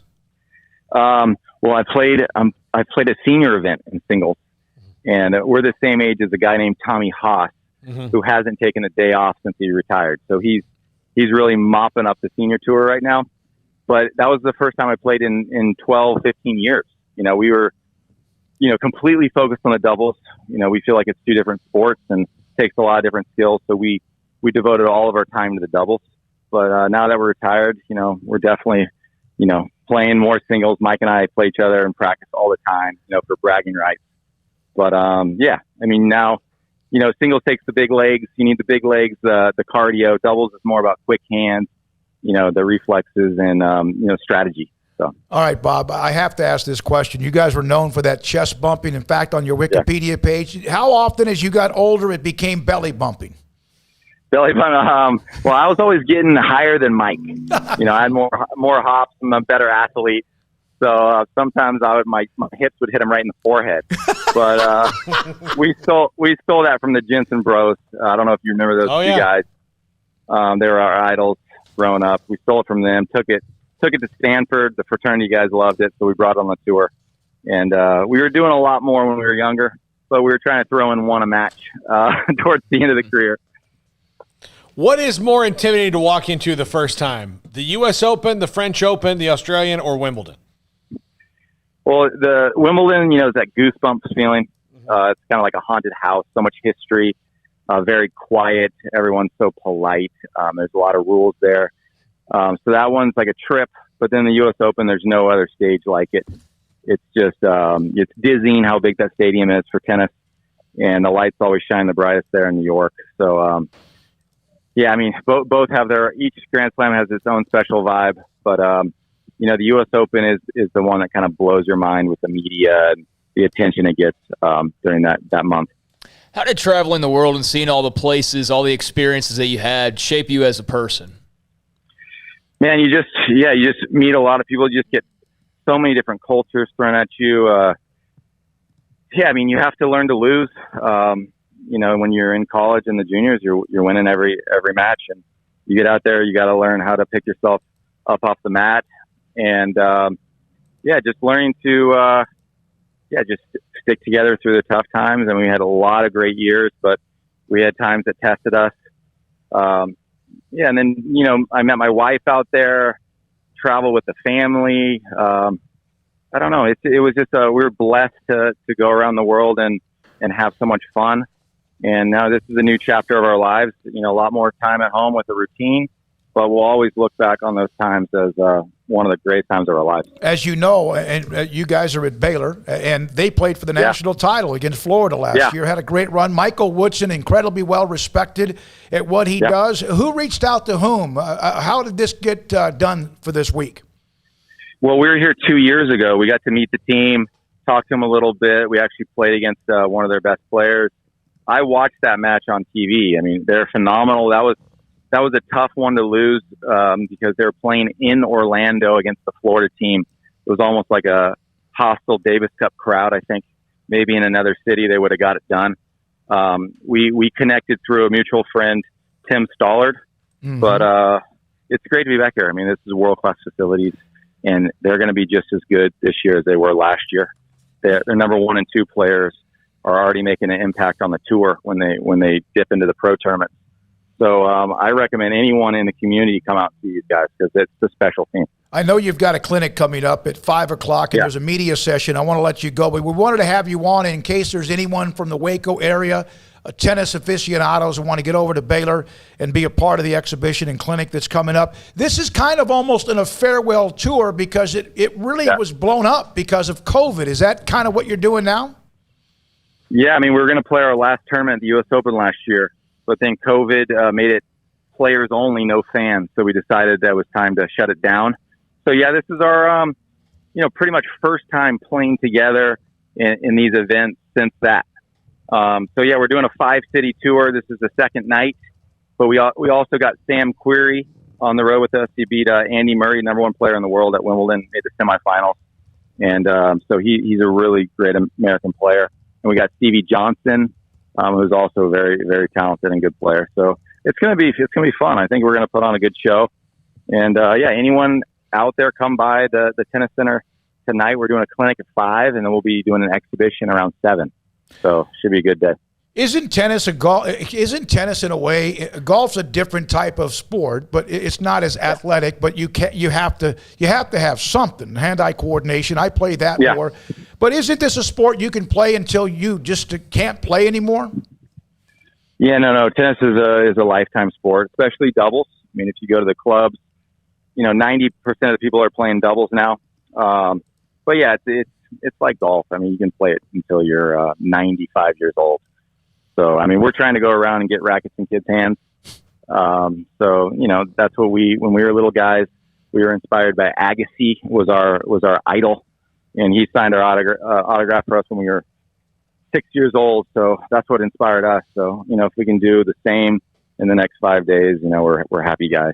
Hey, Bob, thank you very much. Great to have you on, man. You guys are amazing during your career, and good luck with what you're doing, and also enjoy the rest of whatever time you have as far as tennis, clinics, other things as well. Hey, appreciate it, guys. Thanks for having me on. Bob Bryant, Mike Bryant, identical twin brothers, born in April of 1978. They were number one in the world in 2003. They won a combined, of course, a lot of the with each other, 34 Grand Slam titles in doubles. And also, there were 11 mixed double championships at major tournaments or Grand Slams as well, plus the gold medal in 2012. That's a sport you got to be in some super shape, man. You got to be in some super shape to play some tennis. But, yeah, to have a career like that, span the world, and, see so many different things, be able to play alongside your identical twin, that's pretty awesome. Well, and they said the mirror image twins, that right and left is a ridiculous advantage. Oh, yeah. Because you can't just go to your local tennis club, and if you're a righty, be like, all right, I'm looking for the best lefty around. You may not have one. We're a rare breed, man. You are. Yeah, you are. They're at the Hurd Tennis Center. That's today to help kick off the Bush Ace Outreach Program in Waco. Again, he said Sam Querrey, he's in town, among others, Murphy Jensen, the Bryan brothers. There's going to be a kids clinic. If you're in the Waco area and listening to us, wherever you might be in the area and how you're listening to us, clinic starts at 5, and then an exhibition match at 7, including players off the NCAA runner-up team from Baylor, who also, of course, a team that's won a couple of Big 12 titles last year. Well, runners-up in both national championships, that's indoor, right. and outdoor. Yeah. So, Michael Woodson, thank you. And Britt Coleman, appreciate you giving me information on that, who's great with youth tennis in the Waco area. 429, and this is Sikkim 365 Radio. Lance Donaldson's a local realtor with a unique perspective. And look, if you're trying to, purchase a home here in the Waco area or sell a home and selling and purchasing and all that and try to navigate all of that, well, you need to give Lance a call, 254-214-3713, or online at lancedonaldson.exprealty.com. Lance is going to help you navigate this seller's market right now, because it is a seller's market. So if you're a buyer, that's not good news. If you're a seller, it's great news. But if you're both, how do you make money from the house you're selling and then not just dump it all down the house that you're buying? You need somebody like Lance to help you navigate that. He can do that for you. 254-214-3713 or online at lancedonaldson.exprealty.com. Escape the mundane with the responsive power and exhilarating agility of a new Cadillac from Richard Carr Cadillac. Smile behind the wheel again in the supercharged sophistication of a CT4 or CT5 sedan, or the sporty and spacious XT4, XT5, or XT6 lineup of SUVs. Starting at only $33,395, the Cadillac of your dreams is waiting now at an affordable price at Richard Carr. Test drive from the expansive selection at Richard Carr Cadillac, or let us bring a test drive to you. Go to richardcarcadillac.com to schedule a test drive today.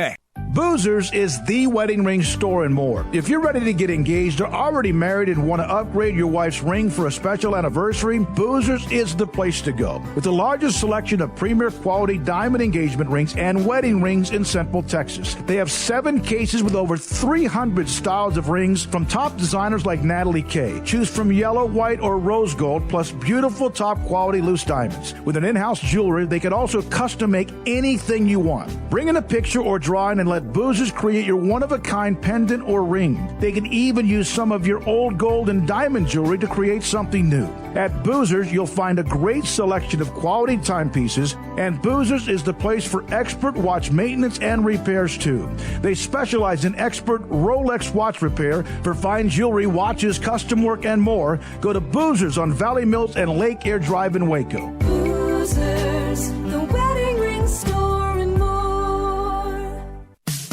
In the market for a quality metal building? Since 1943, Pioneer Steel & Pipe has helped Central Texas residential and commercial customers with metal building design, panel options, building components, and trim options. Pioneer Steel & Pipe's residential line is energy efficient, offers low maintenance, reduces insurance payments, is impact resistant, and carries up to a 45-year limited warranty. In addition, they can also help you find a metal building contractor for your project. Pioneer Steel & Pipe with locations in Waco and Bryan and at pioneerboys.com.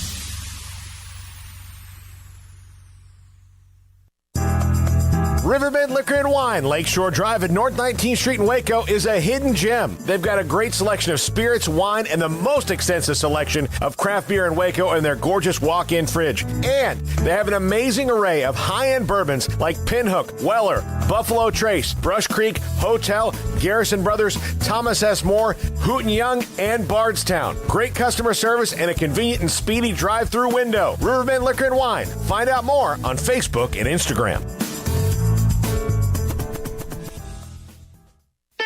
Don Humidor, your home with a 48-foot walk-in humidor with the elite cigar brands from around the world, including the #1 cigar of the year, Aging Room Cuatro Nicaragua. Plus, they have the great brands like Macanudo and Artur Fuente, Rocky Patel, Aston, and so much more. CBD, great for sore muscles, aches and pains, sleep, Vita Dreams, and anxiety, mild depression, general health and wellness. Their staff very knowledgeable on the subject. If anyone is curious about CBD, ask Carol and Ashley. Don Humidor in the Townwest Shopping Center off Valley Mills in Waco. How did Edward Jones become one of the biggest financial service companies in the world? By not acting that way. Financial strategies, one-on-one advice, it's a big difference. And that's why Brad Wilson, your Edward Jones financial advisor, makes sense of investing. Experience the difference for yourself. Brad Wilson, 250 Sharon Drive in Woodway, 254-776-4337. Edward Jones, member SIPC. Welcome back to Sikkim 365 Radio. Prescott on the keeper, walks in, touchdown, Dallas. It's time for our weekly segment with Mickey Spagnola of DallasCowboys.com. Brought to you by the First National Bank of Central Texas, with 5 locations to serve you. All right, I have to read this before we go to Mickey because this is a part of the chat room. From Cameron, look, I'm taking a test in one of my college classes, but I don't miss episodes from 365 Sports. And then Matthew responds, or someone else, maybe Scotty. Scott, Wade said the answer is C. It's a multiple choice question. That's what I was talking about. And speaking of which, multiple choice question, the Cowboys are having guys drop like flies, including their coaching staff with Leon Lett and the blocking sled. Mickey, the DeMarcus Ware thing, was that just during the DeMarcus Lawrence thing? Was that just normal practice, a walkthrough? What happened there? Yeah, it was a normal practice, and my understanding it was during a kind of a one-on-one pass rush drill where he's trying to come around the edge, and foot gave out. So it was a fracture of the 5th metatarsal. So that's the bone on the side outside of your foot that goes into your little toe. Which, by the way, David, he fractured the same bone his rookie year. If you remember, he missed like the first half of the season, but he incurred the same injury. You know what? It's a little bone, but I can attest that it's pretty darn painful because I broke mine actually 20 years ago this year playing tennis. And so Dr. Fowler, who was my doctor at the time, he's the Cowboys assistant orthopedic guy.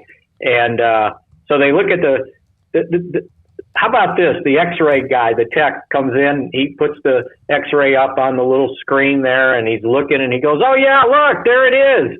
And he was like excited to find the crack, right? And I'm going, no, this is not to be celebrated, right? So Dr. Fowler tells me, he goes, if this foot depended on your living, like you were a real athlete, we'd do surgery, put a screw, and you'd be back in 4 or 6 weeks, something like that.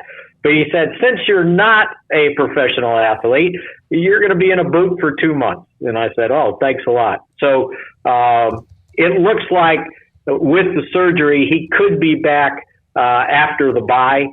That would give him more than 5-6 weeks to recover. But yeah, it's just one thing after another here. It just seems to have no end.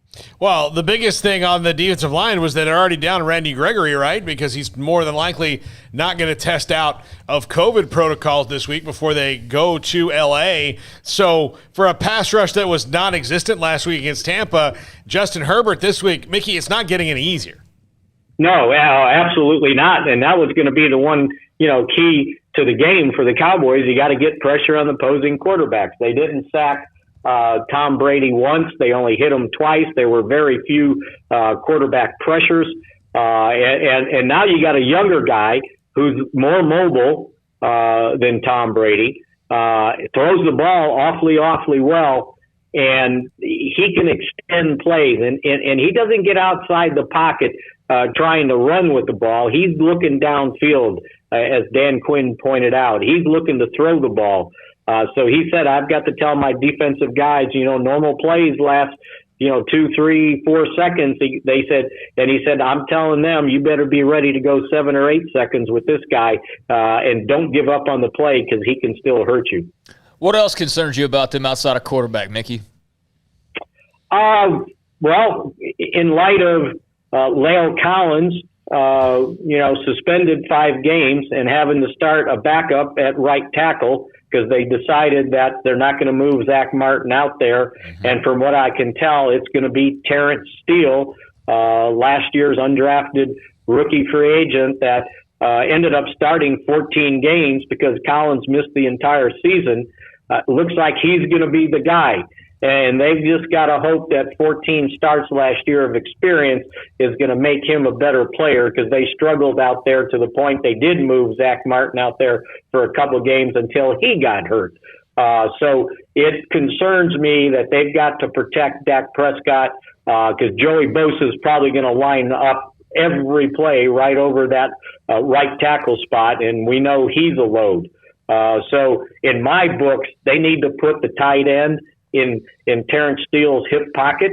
And if that means setting him there from the start, motioning him there, or motioning over there before the tight end goes out in a pass pattern so he can chip and help Steele out. They just can't leave him out there hung out to dry. What is more of a concern with the La'el Collins news? Is it a concern with the offensive line or what's going on now with the lack of depth on the defensive line? Yeah, I think at this point, the defensive line. I think that you can probably do some things offensively if you have to just play 2 tight ends all the time, then just play 2 tight ends, one on each end of the line, if that's what you need, because they need to run the ball on this team. Washington ran for 124 yards against them, so that shows you should be able to run on this team and have. And combine that threat with their ability to throw the ball, that helps out. But the defense worries me. You just lost potentially your 2 best pressure players. And next guy's up, Dorrance Armstrong, Terrell Basham. Basham's been in the league. Dorrance Armstrong's had nice training camps, but somehow when he gets into the season, he somewhat disappears. If they can't get pressure on Herbert, then you're looking at another game where the offense is going to have to score 30 points to be able to win. And going in initially, what concerned me about the defense is they gave up 31 points, right? And they still had 4 takeaways. So despite the 4 takeaways, they still gave up 31 points. If you don't get those takeaways, you might have given up 40 points. Yeah, the positive was they forced turnovers, and they did. The negative is, despite that, they gave up 31 freaking points. That's crazy. Yeah. And one of those takeaways was down inside the 10-yard line, right? They were getting ready to score. It was a 10 or 15, something like that. And so, they don't get the takeaway, and you can't count on, okay, I'm going to get 4 takeaways every game or 3 takeaways, because gosh knows we knew they struggled with that last year. But here they are tied for first with a +3 turnover differential. But they got to be better defensively. And to me, to be better defensively, they had to get pressure on the opposing quarterback. Who knows? Maybe they change up. Maybe they change up how they play up front. Maybe they blitz more, take some chances that way, because they didn't do too much blitzing against Brady, because I'm sure Brady has seen every blitz anybody can concoct and probably would burn you. So maybe a younger quarterback, they can take advantage of that. But they better be pretty creative, I think, with their defensive game plan to compensate for not having Lawrence, who's your best defensive player, right, and potentially Gregory too. Mickey, while it's great that Dak Prescott can do what he did and throw 58 times, it worries me if that's the Cowboys' offense for this year. Does it worry you that they maybe, I know it's Tampa Bay, and I'm hoping that's a 1-game sample size, but if they keep trying to throw the ball 50 times, I don't think they're going to win very much.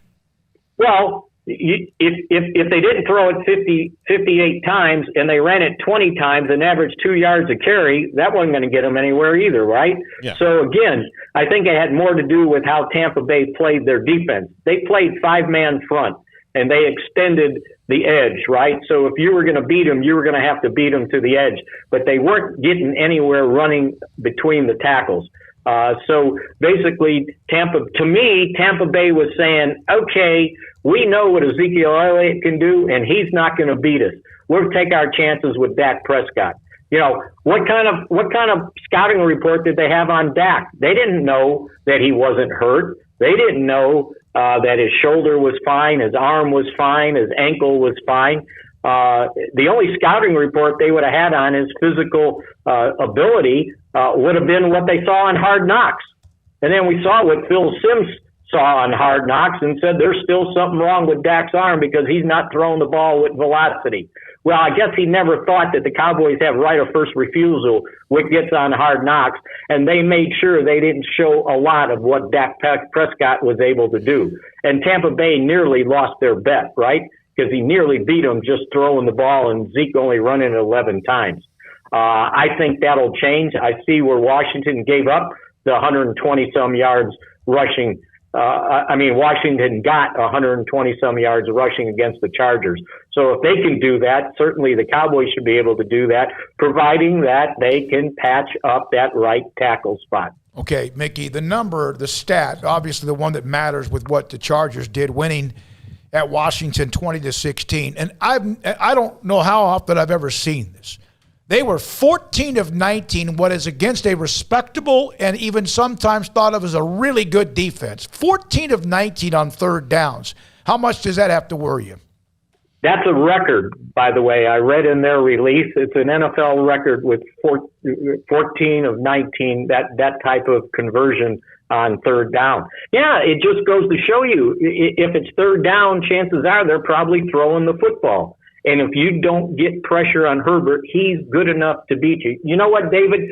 Our guy down that takes care of a lot of the radio stuff for us, Douglas Barraclow, he found a cut. How about this? He found a cut. Bill Jones and I were doing our Legends radio show, and our guest was Gil Brandt.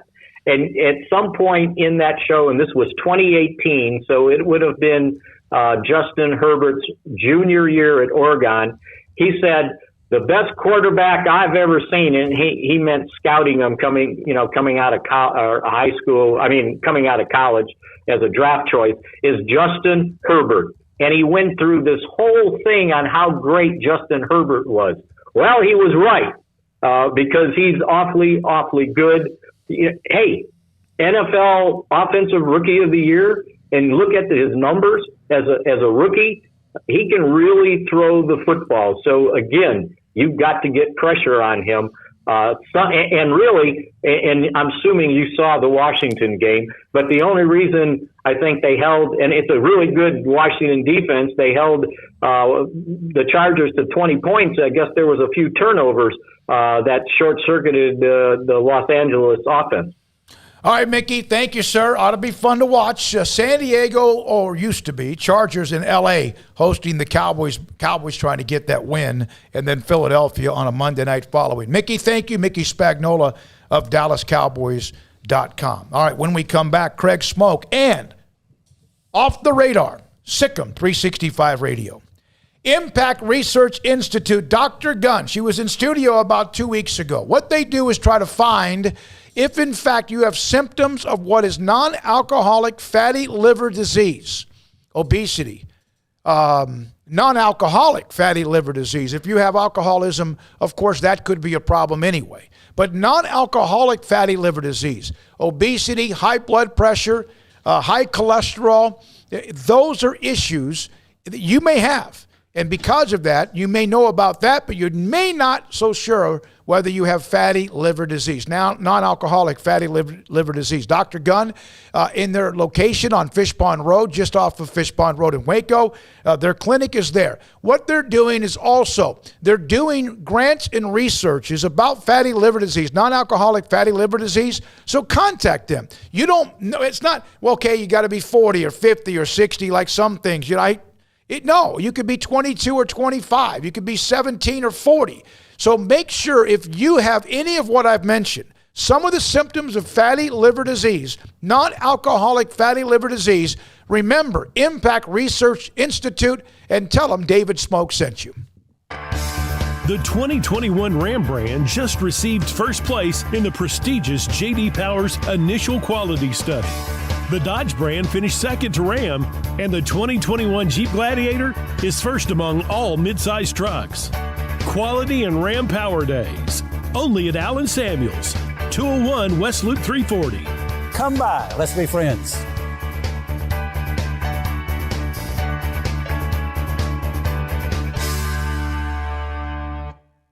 Grant Dideker, under the umbrella of Texas Farm Bureau Insurance, McLennan County agent, but you yourself represent your own business, what you do with customers. What separates you think, from everyone else? I'll educate, let them buy. I'll sit down, go over all the coverages with them, go over everything, make sure they understand it. In case they need to use it, they know what they have, fill in any holes that they may have, or take any excess away that they may not need. Your personality, who you are to customers, some people have different personalities. How would you describe yourself? My dad was a coach and teacher. My mom was a teacher, for a few decades each. And again, I teach, educate, let them buy. And, there's no dumb questions. My dad always said. Grant Dideker, Texas Farm Bureau Insurance, McLennan County agent. If someone wants to contact you, just straight on your cell phone? Yep, 254-265-0442. Grant Dideker, Texas Farm Bureau Insurance, a McLennan County agent. With more than 160,000 alumni worldwide and counting, the Baylor family is growing. And through the university's expanded Baylor alumni program, the family is growing closer. With hundreds of local volunteers planning events in cities and towns around the country, you can gather with fellow Bears no matter where you are. So, get connected, get something started, get involved, and make plans to get together with Baylor alumni. Visit us at baylor.edu/alumni. It's football season, sports bettors, and BetUS.com has your NFL and college football live betting lines up for their 27th year. Why BetUS.com? Well, they're the 3-decade leader, and you can join now for a 125% bonus on promo code SICK'EM125 with cash, or a 200% bonus on crypto with SICK'EM200. The 3-decade leader with action on every sport across the world. We can pretty much guarantee that they've got your game at BetUS.com. Use promo code SICK'EM125 or SICK'EM200. At Impact Research Institute, we can help you identify if you have non-alcoholic fatty liver disease and measure for liver stiffness or scarring. If you or a loved one has diabetes, high cholesterol, hypertension, obesity, or concerns about your liver health, Impact Research Institute may be able to help by providing liver health screenings quickly at no cost, physician counseling, and opportunities to qualify for clinical trials. Visit us at impactresearchtx.com for more. Shorty's Pizza Shack at 12th and Bagby is a homegrown, family-owned and operated must-visit pizza place in Waco. Fantastic pizza by the slice or get the whole pie to share. Great happy hour specials every single day, and it's not just pizza. Great wings. You have to try the Sikkim sauce, chili cheese fries, pizza pillows, and more. Dine in for a great hangout or carry-out. Order online at shortyspizzashack.com or do yourself a favor and bring your crew to the restaurant at 12th and Bagby. Shorty's Pizza Shack. Tell them Paul sent you by.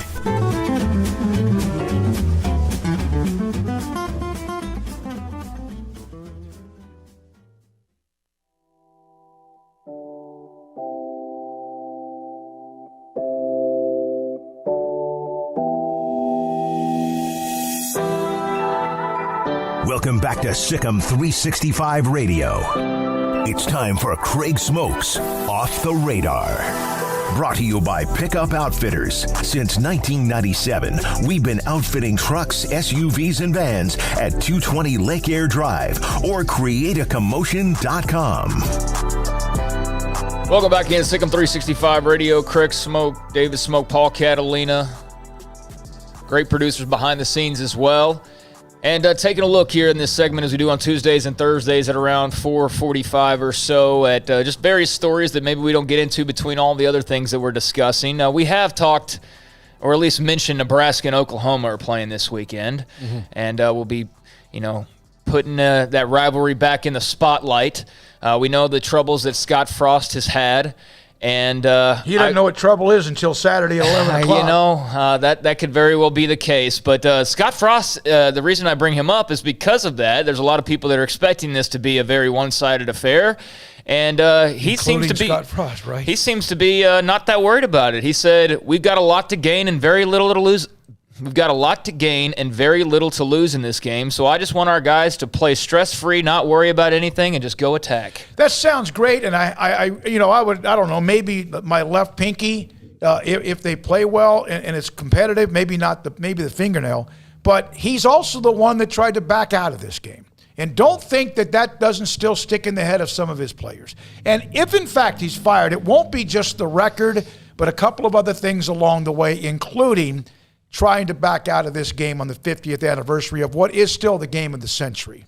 And I don't agree with him. They do have a lot to gain. They've got far more to gain than to lose. But if they go out there and get slapped around like they very well could, I do think there is still more to lose. Yeah. So I appreciate his approach to it, but I don't think that's accurate at all. And, speaking of just kind of downward trending, if you look at the class of 2022 right now in college football, you look at the Big Ten specifically, they are dead last in recruiting. They are 14th out of 14th, Nebraska, in recruiting. Now, Iowa's low. Iowa will get higher as the season goes on, I'm sure. And there are certain programs that don't have to be top 2, top 3 to be good year in and year out. But if you're playing for championships, you do. You do have to have some bump in the recruiting rankings. So their recruiting is suffering right now. I think their class is basically comprised of like 8 3-stars at the moment. And Nebraska doesn't aspire to be Northwestern. No. That's not what their fans want. That's not what their fans expect. And while he says they have nothing to lose, I mean, you're right. They have everything to gain in this, and that especially since if he won the game, if he somehow pulled a rabbit out of his you-know-what and won this game, maybe all those people who were mad at you would not be mad at you for a little bit. Yeah. This has 57-20 written all over it. Paul, will you look up the spread? I haven't looked at it lately. It's 22.5. Is it really? Yep. Okay, 22.5. And I would pick Oklahoma. I think I probably would too, actually. I think I would pick them to win by more than that. Yeah, I would. So that was his quote. I just found that interesting, his perspective on it heading into this game. Baylor plays Kansas this week, so that's very much on our radar. But I did find this quote interesting. Just it's a testament to Lance Leipold and also an indictment of what was going on there previously. One of their better players is Kyron Johnson. He's a linebacker turned edge rusher for the Jayhawks as they switch their defense around under Leipold to more what he was doing at Buffalo. But to let you know kind of what was going on at Kansas before, here's Kyron Johnson's quote on the way things have started at 1-1 for KU. Now, you can see a huge difference in how we go about things at this point, and you can't really slip up and miss or be late to anything at this point. It helps a lot, actually, because a lot of us, we used to slack and stuff like that, but it was just a minor setback for a major comeback, which is just such a throwaway line. But I like that they could just be late and slack, and that was kind of the MO of the program. And now, hey, that's no longer tolerated. That's not what we're going to be about anymore. So that's kind of a damning quote, but at least it's a positive for Lance Leipold and what he's trying to do. Outside of all the other stuff that's going on with Les Miles, I think it's very clear that Kansas did not hire that Les Miles that won the national championship. They hired a lesser version of that. And I'm not even talking about the off-the-field stuff. I'm talking about the coach, the administrator. I kind of felt that his first Big 12 media days. I was like, this is – I don't think he knows what he's getting into. Yeah, and he was – I kind of felt like he kind of had some Joe Biden stuff going on where it's like, I know that like behind this wall of whatever's going on was a person who knows what he's talking about, but right now he just sounds like an old man to me. Yeah. And when they first hired him, I was like, okay, that's interesting. And then I heard him talk like the first couple of times, and I go, this is going to be disastrous. Like, this does not – I don't think he grasps really what he's walking into. So Kansas has discipline now is basically the message of that. Washington quarterback Ryan Fitzpatrick is going to miss 8 weeks, but he will avoid surgery for the time being after further examination of his hip injury, according to Ian Rappaport. So no surgery for him right now. He'll rehab and miss the next 2 months. So it's the Taylor Heineke show for the Washington football team for the foreseeable future. I'm kind of excited about that. I'm not a Washington fan. I wasn't a big fan of that pickup. I thought he might bring at least the experience with it. If the defense plays to the level of what they were playing at last year, especially the last half of the year, Ryan Fitzpatrick can be your bus driver. But in the very first game, they couldn't do, anything. I mean, it's horrible. Heineke comes in and moved him a little bit. Yeah. He gives them a chance to make a play when there's not a play. The fans love him. They do. Well, I know it's always the backup, but it's because of what he did at the end of the. Remember against Tampa Bay in the playoff game? He gave them hell. Yeah, I mean, only because they didn't know much about him. But he and Gardner Minshew to me are kind of cut from the same cloth. Now it's not always going to be great. But you talking about Fitzpatrick or Heineke and Gardner Minshew, Both. where it's not going to be. Minshew and Fitzpatrick actually remind me of each other as well. Listen, it's not always going to be great, but you're getting everything every time, and I think that's Taylor Heineke. It's not going to be Patrick Mahomes, but it's not going to be Browning Nagel either. How about that throwback from way back when? Yeah, I have some of his cards. I think old cards of Browning Nagel. So Gary Patterson yesterday, he had the really dumb comment, I feel like, on Zach Evans being disrespected or people not talking enough about Zach Evans. And it was very clearly like, look, when you hear coaches say things in the media, they're sending a message to their team in a roundabout way. So I think he was just really trying to keep like this, you're being disrespected. Grow that chip on the shoulder is what he was really trying to do, because no media is just saying, like, who's Zach Evans? But he did have some more interesting comments today that was on a different topic, and that was name, image, likeness. He was talking to some school supporters and basically rallying the troops to get involved in name, image, and likeness, and basically trying to fundraise and get some sponsorship deals going.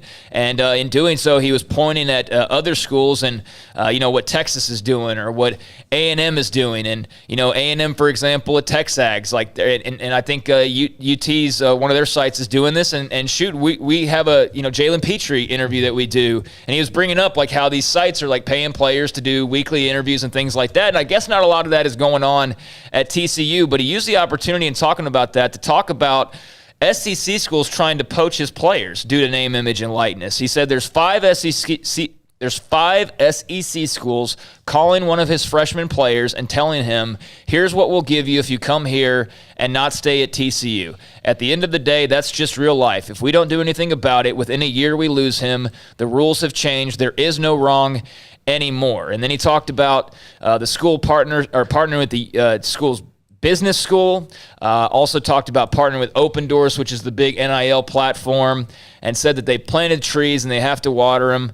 And he said, he hears from fans, I don't want to get dirty. It feels dirty. I don't know the rules. And he said, let me tell you guys, I'm just going to tell the truth. The bottom line to it is I can lose 25 to 30 guys on scholarships by January. He also, we sometimes can listen to what he says and you go, Gary, stop. Like yesterday was a prime example. About Zach Evans and not getting a lot of attention. He's an incredible player, the best ever recruit the TCU's had. But he's right. I know some Baylor alums that are worried about maybe Baylor not quite being aggressive enough. Whether that's true or not, that's their concern as well. Mm-hmm. He's right. How about this? You're a high school player, and you go to a school that's known for a head coach who's great at one thing, whether it's offense or defense, right? You go there, you get better for a couple of years, then you go to an SEC school, and it now gets you drafted in the NFL. Not that TCU has not had players drafted, they have. I couldn't agree. This is the first time I maybe have ever said this. I couldn't agree with Gary Patterson more. There is no wrong anymore. And they're like, what? Based on the old rules, what's wrong now? I mean, what is wrong? Pretty much nothing. Nothing. I mean, like if you're not offering it, if you're not, you're in the weeds if you find some wrong. I mean, like somebody with name, image, and likeness is going to have to do something super shady to get in trouble. I mean, super ridiculously shady, like the mafia is paying that kind of a thing to get in trouble because it's like drug money they're passing on or something. Exactly. So that's what's going to have to happen, and where does it stop? You mentioned that about transferring. Why did everybody think Deion Sanders would be a bad hire for a head coach? Outside of his, high school coaching resume was terrible, but it was because Deion Sanders got Des Bryant in trouble for doing something that's probably pretty innocuous and taking him to lunch and introducing him to his agent because he knew that Des was going to need one, but Deion Sanders was going to get you in trouble. Now, why wouldn't you hire Deion Sanders as your head coach if you're a major program? Because now you've got a coach who himself is a walking NIL deal. Yeah. No, you're right. And so, kudos to Patterson on the point that he made. I agree with him. And if any school is hesitant, then they're just going to get left behind. And, the alums can say that they're worried about their school not doing enough. Well, guess that's where you come in. That's where you business owners come into play. Sign somebody to an NIL deal. If you own a taco restaurant or a quick car lube in tune place or whatever, then yeah, if you're worried about it, sign a guy up. And what maybe business owners don't realize is it doesn't have to be thousands and thousands of dollars either. You can negotiate this, and you might be surprised at what little athletes would take because it's more than what they're getting right now. And it's a sponsorship deal. So they just found those comments interesting. We know the USC job is the big burning question, when it comes to college football coaching jobs right now. And there will be others as the season goes along, and especially around December. But USC is a massive job that is open. And Eric Bieniemy took the podium today, Chiefs offensive coordinator. They got the Ravens coming up here in week number 2.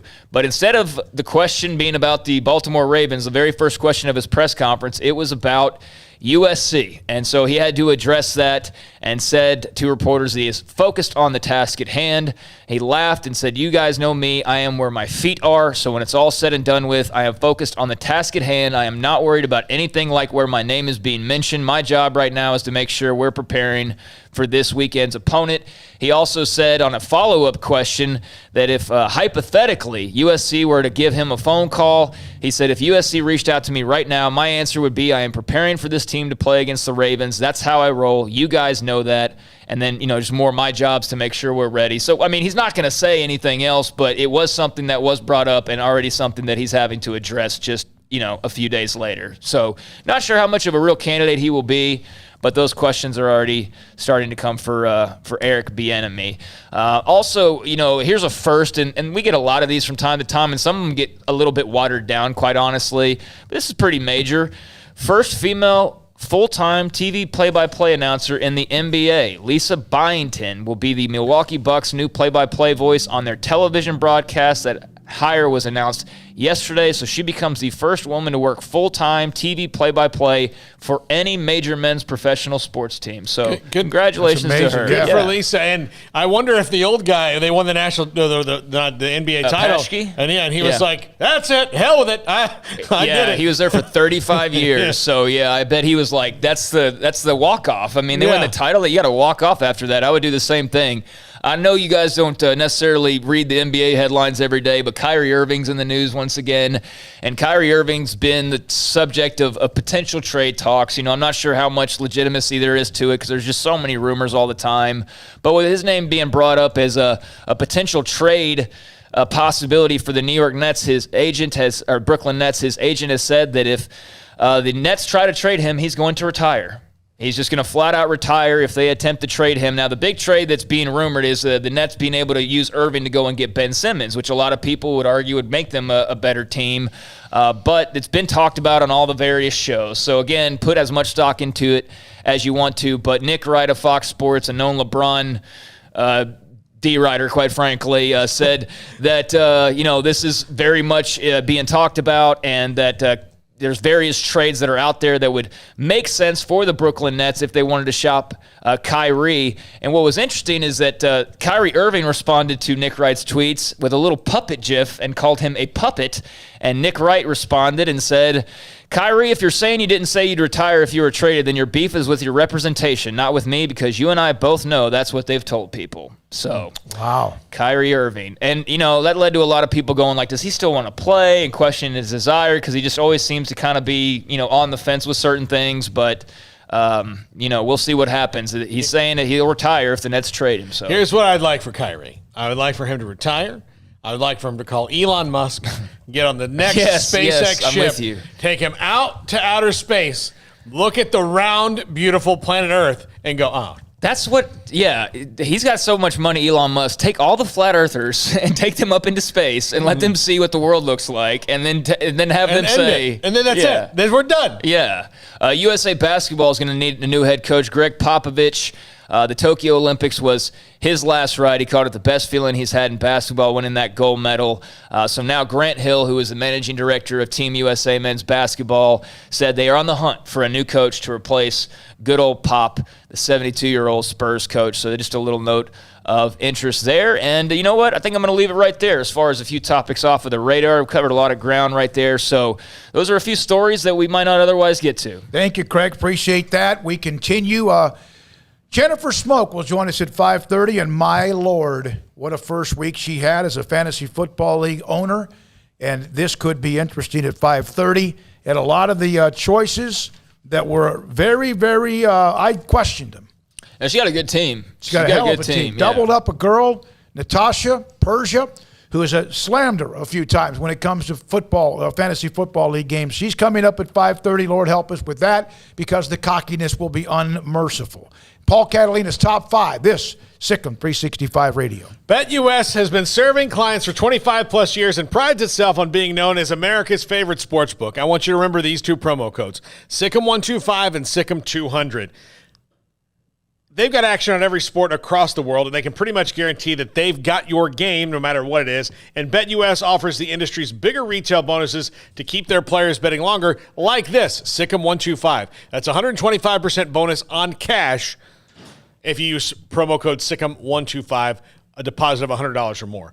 Or on crypto, Sikkim200, a 200% bonus on cryptocurrency if you use cryptocurrency. The BetUS loyalty program is legendary. They keep their players up to date with articles, players, team stats, and trends, giving you the right tools to make the best wagering decisions. BetUS.com. Use promo code Sikkim125 or Sikkim200. It's time for some high school football. Berg Colgan Ford proudly celebrates the Panthers, Cadets, Lions, and all the Central Texas football teams as they march their way through the season and down the field. Hi, I'm Mark Stewart with Berg Colgan Ford. We'd love to show you our Broncos, Raptors, and Mustangs. These vehicles are winners with their sporty options and designs. Nominate who you think deserves the Built Ford Tough Player of the Week at FordPlayerOfTheWeek.com. Visit us anytime at BKFord.com, making buying your next Ford simple at BK Ford. Stepping into a new pair of boots is great, but stepping into the boots of a U.S. Army officer can also add confidence and leadership skills to your son or daughter's career path. There are more than 150 occupational specialties to help them find the best fit for their future. See all the things your son or daughter can achieve in our boots at GoArmy.com. U.S. Army Waco Recruiting Company, 254-598-8131 or 254-776-1543. Baylor Scott & White Southwest Sports Medicine and Orthopedics, the team physicians for Baylor Athletics, diagnosing and treating all sports-related injuries, including concussions. These specialists also provide orthopedic services for athletes and non-athletes alike, whether it's knee or shoulder pain, hand or wrist injuries, orthopedic spine care, and even an arthritis and total joint clinic. Trust the doctors Baylor Athletics trusts. Baylor Scott & White Southwest Sports Medicine and Orthopedics wants to get you back in the game. Let Camille Johnson Realtors guide you seamlessly through the process of buying your dream home or selling your current one. Commercial, farm and ranch, or residential, Camille Johnson Realtors can smoothly and successfully lead you through any transaction. With a team of 28 experienced agents who are excited about serving you, Camille Johnson Realtors services the entire greater Waco area. If you're in the market to buy or sell, contact Camille Johnson Realtors, 104 Midway Center in Woodway, or find them online at www.camillejohnson.com. Camille Johnson Realtors, elegant, charming, warm. Welcome home. It takes time to reach goals. It's a truth that applies to more than sports. It goes for your financial goals as well. You work hard for your money, and you deserve an investment strategy that lines up with your game plan. And Tom Albers, your Edward Jones financial advisor, can help. If your financial investments aren't putting forth the effort you desire, stop by today for a financial review. Tom Albers, 4301 Lakeshore Drive, 254-776-7605. Edward Jones, member SIPC. Three Nations Brewing Company has 16 different beers on draft with a new beer every Friday. It also offers 2 air-conditioned tap rooms, a large indoor beer hall, a second-floor mezzanine offering a great overview of the brewing company and equipment and patio where you can relax under the shade. Plus, you can now experience the new Three Nations Beer Garden Grill on our shaded patio with socially distanced seating for your enjoyment. Grab a cold beer and enjoy a bite from our freshly prepared and delicious menu. Street tacos, quesadillas, freshly cooked burgers and dogs, and veggie burgers too. State Fair tornado fries, nachos, and so much more, all prepared and cooked on site. So come visit the award-winning Three Nations Brewing Company on East Vandergrift off I-35 in Carrollton.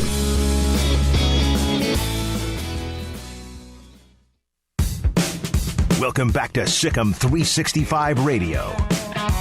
Baylor forced to use a timeout. Bohannon puts some air on the throw, lofts it to Ebner, who goes airborne, hurtling into the end zone. Touchdown, Baylor. The 5 o'clock hour is brought to you by Edward Jones and financial advisor Cam Heathcott. Edward Jones, making sense of investing.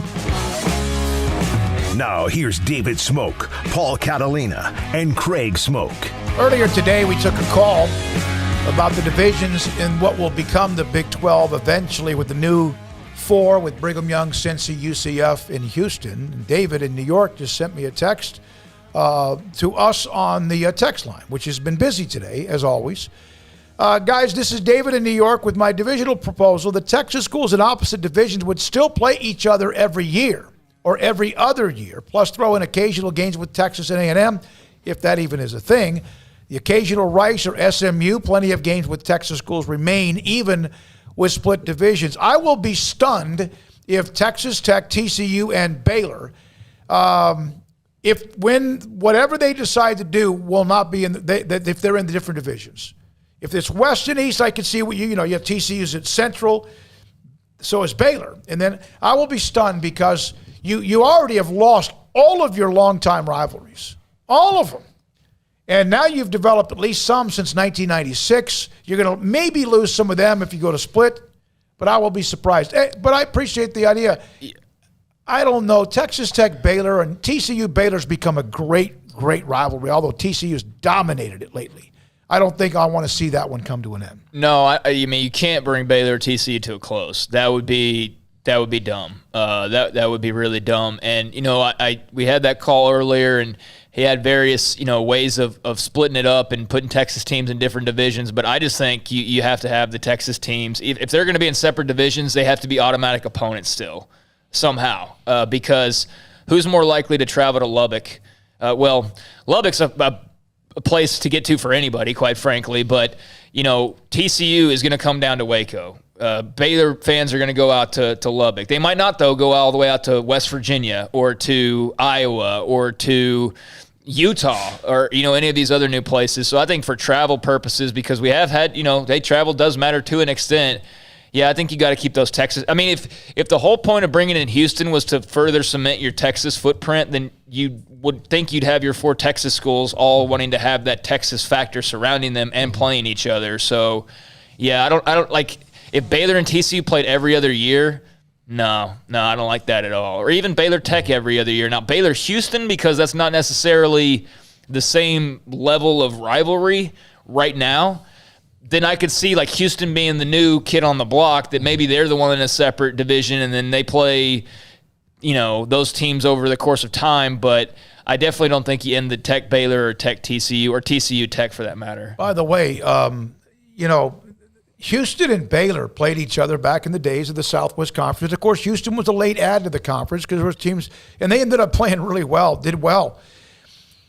Remember, Baylor and Houston were going to play in a game that was made up. Mm-hmm. And even that got kind of Holgorsen sparky. threw a shot on Twitter. Because Baylor at the last second on Friday, they had the COVID issue that knocked them out for 2 or 3 weeks. And, of course, anytime Baylor does what most everybody else does, it's like multiplied. It's amazing, the hatred towards the school. In some cases, it's there, period, okay? Mm. But that game was canceled. The Baylor – and Holgorsen threw shade at Baylor. Kelvin Sampson and Scott Drew want to beat the hell out of each other, but there's an incredible mutual respect. That's going to end up being what I think is a really good rivalry. Well, especially if Dana stays. Well, I mean, of course, he's got to win his own game. Yeah, he does. That loss to Tech when they were up 21-7 is a nice win for Texas Tech, and Matt Wells, he needed that too. But that'll be interesting to see. But they didn't even play each other last year, and there was some fireworks and sparks thrown. Well, I mean, not many coaches have been kicked out of casinos like Dana Holgorsen has. I mean, he's a fiery dude. 254. Hi, this is Daniel. Craig, good luck to your alma mater. They're playing Allen, my alma mater, tonight in Tyler at Rose Stadium. Yeah, that's Tyler Legacy, which I'm having to get used to saying that still, rather than Tyler Lee. But Tyler Legacy's got a couple Division I running backs. Got one going to Texas. Where's the other one going?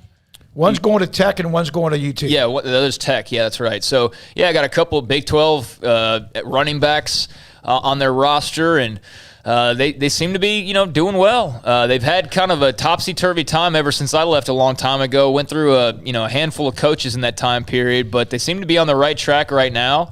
And Allen will obviously present quite the test. Chad Morris isn't off to the best start necessarily over at Allen, which is still kind of mind-boggling to realize that he's the head coach at Allen. Yeah, I forgot about despite that. his previous high school ties. He was just in college for so long after that.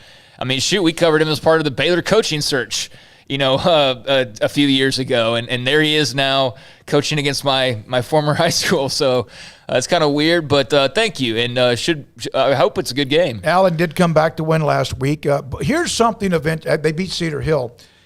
And I know that a lot of you college football, that's how we grew this show on YouTube, but think about this name on the schedule. Blue Bloods in high school football in Texas. Lufkin. Yeah. What is Tyler High, Earl Campbell's alma mater, and a school that's won multiple state titles is John Tyler. Longview, Allen, Skyline, who's, when they had Reggie Samples, Used they to be became really good, yeah. Rockwall, who's beating the hell out of everybody, just beat Lake Travis. Mesquite Horn, the North Mesquite, Rockwall Heath with Mike Spratt. I mean, their front part of their schedule is insane. And they've got a guy, Jamarian Miller, I think is right now going to Texas, and then Bryson Donnell, who's headed to play at Texas Tech. All right. Anything else? We got some more text to get to on in the the chat text room? from Blake in Orlando. What already existing Big 12 team of the 8 remaining, the ones who would make the best rival for UCF? Well, UCF and Baylor played after the 2013 Big 12 title, and Baylor just absolutely partied. And that's not why they lost. Well, it might have been. Well, there were a couple things going no-show. on. This is not an excuse for why they got whooped by UCF. Okay? Blake Bortles dominated them. Yeah, Blake Bortles killed them. But we do know factually that there was a lack of focus that week, just in general. And it also did not help that, the Austin American-Statesman had sent a reporter to cover the Baylor game because they assumed that Art Briles was getting ready to take the Texas job. And so the whole week was surrounded by that. And it was also just we're happy to be here. Look at us. Oh, we're playing UCF. We'll kill them. They did not take UCF seriously, and they had the Briles rumors going on. And that was a bad combo when you then go in and play a really good team who has a future NFL quarterback starting and some good weapons. And, yeah, UCF took it to them that day, no doubt about it. It was embarrassing, especially after such a high of winning your first ever Big 12 title and the way you did it at home against UT. And what was Mac Brown's last game as the UT head football coach? I don't know if there's anyone in particular. That's the only time they've played Baylor. I don't know if there's been how many UCF games have been against anybody else in the conference. Yeah, but it's going to be UCF is going to have to find the one, and the rivalry. Well, they're in the same conference right now with Houston, so at least there's a little bit. But you're talking about the 8 remaining, so that would eliminate Houston. So maybe West Virginia. It's not as close as you think. Yeah, I was going to say it's closer, but it's not that close still. It's just East Coast. But, yeah, that was my first thought as well. And then you actually look at a map and you're like, look, West Virginia's second biggest rival for a long time was Miami. So, maybe UCF can maybe fill that void. Is West Virginia's first rival Pitt? Yeah. What about, is there a Virginia Tech thing in there? Is there? They never play each other, though, really. I don't know. We got some West Virginia fans that have been watching us. The Pitt game, obviously, because they're so close to. You fly into Pittsburgh if you're going to West Virginia most of the time, and from most places in the country. But if you're, Miami, that back in the day, Miami and West Virginia hated each other's guts. So I'm thinking maybe UCF just to fill that Florida void that's been gone for so long. Just taking a look, I typed in West Virginia top 5 rivals, and this is let's see, Pitt is the clear number 1. A lot of people saying Vatech number 2. Yeah, I was wondering about that. Okay, yeah, Marshall. Yeah. Obviously. And then it's kind of a grab bag after that, like some Penn State mentions, some Maryland mentions, but not anything really consistent. So we'd probably need some input from a Mountaineer out there. I thought maybe they'd have a rivalry with Kentucky because of the Hatfields and McCoys kind of a thing, but they don't really play all that much. I think that's what's cool is that we don't know what the matchups might be. Like, it might take UCF playing somebody in just a really wild game, and they just that just sparks it up because there's not a lot of underlying ties to any of the previous 8, since UCF is kind of the new kid on the block. Baylor and West Virginia became a rivalry the first time they ever played, right? When they went 70-63, didn't that immediately become some kind of a rivalry? I know that they've had a few other games, but didn't that almost like search, like boom, took it straight up? Yeah, I don't know if it made it a rivalry because I don't know if West Virginia views Baylor as a rival, and I don't know if Baylor really views West Virginia as a rival, but certainly it did create a little bit of a mystique for them to play each other. Yeah, if that's what if that makes sense. I don't know if it made it a full-blown rivalry, but, an interesting game to watch anytime they tangled for sure. There's one game when the defensive coordinator at West Virginia said that his team was psychologically damaged when Baylor and the offensive Art Briles just crushed them 70-something points a year or two later. Blake in Orlando, thanks, guys. Thanks for the question, Blake. Yeah, I think it's going to be just a matter of, what happens when they get in and, who maybe they just seem to have a kind of weird chemistry in a rivalry sort of way with, or who they have a fantastic game against. And that's one of the exciting things is those new rivalries, the new road trips, the new faces, the new. New's not always good, but I think in this case it is. And I'm interested to see, who's UCF's rival that comes out of these 8. I mean, same thing goes for, the others as well that are joining. Does BYU, Baylor, Mormons, and Baptists, they're playing this year before they ever play in the Big 12. So they'll get a little early taste, but does that become, because of the religious affiliations, the Mormons versus Baptist type of a rivalry? And so, it'll be fun to see those sprout up over the next few years. It was the year after 70-63 that Baylor beat West Virginia 70-something to 40, whatever, and West Virginia was at one point down 66-21 at the end of the third quarter. It was. I thought it was the defensive coordinator that said this was a catastrophic experience or something. Speaking of catastrophic, one of Matt Rule's worst losses was going up to Morgantown and just getting an absolute ass kicking. I can't say it any other way. I remember vivid. We did a show at McLean Stadium that day, even though the game was in Morgantown. It was just like hey, let's come watch the game at McLean, even though it's in West Virginia. We did all that hype for absolutely no reason because that game was ugly. That game was really ugly. So they've had some little back and forth, West Virginia, Baylor. I just don't know if either fan base really views each other in that light, but certainly the teams, when they get on the field, it's an interesting outcome to say the least. Yeah, it was a catastrophic experience to say the least, as one of the coordinators at West Virginia at the time. We can't say what Phil Bennett said when you asked him about it. Phil Bennett would say it if he was on the show.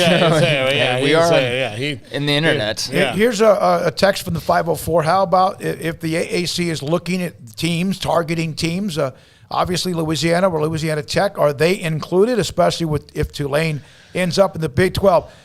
If the Big 12 has a Chapter 2, Tulane is at least in the discussion from what I'm learning.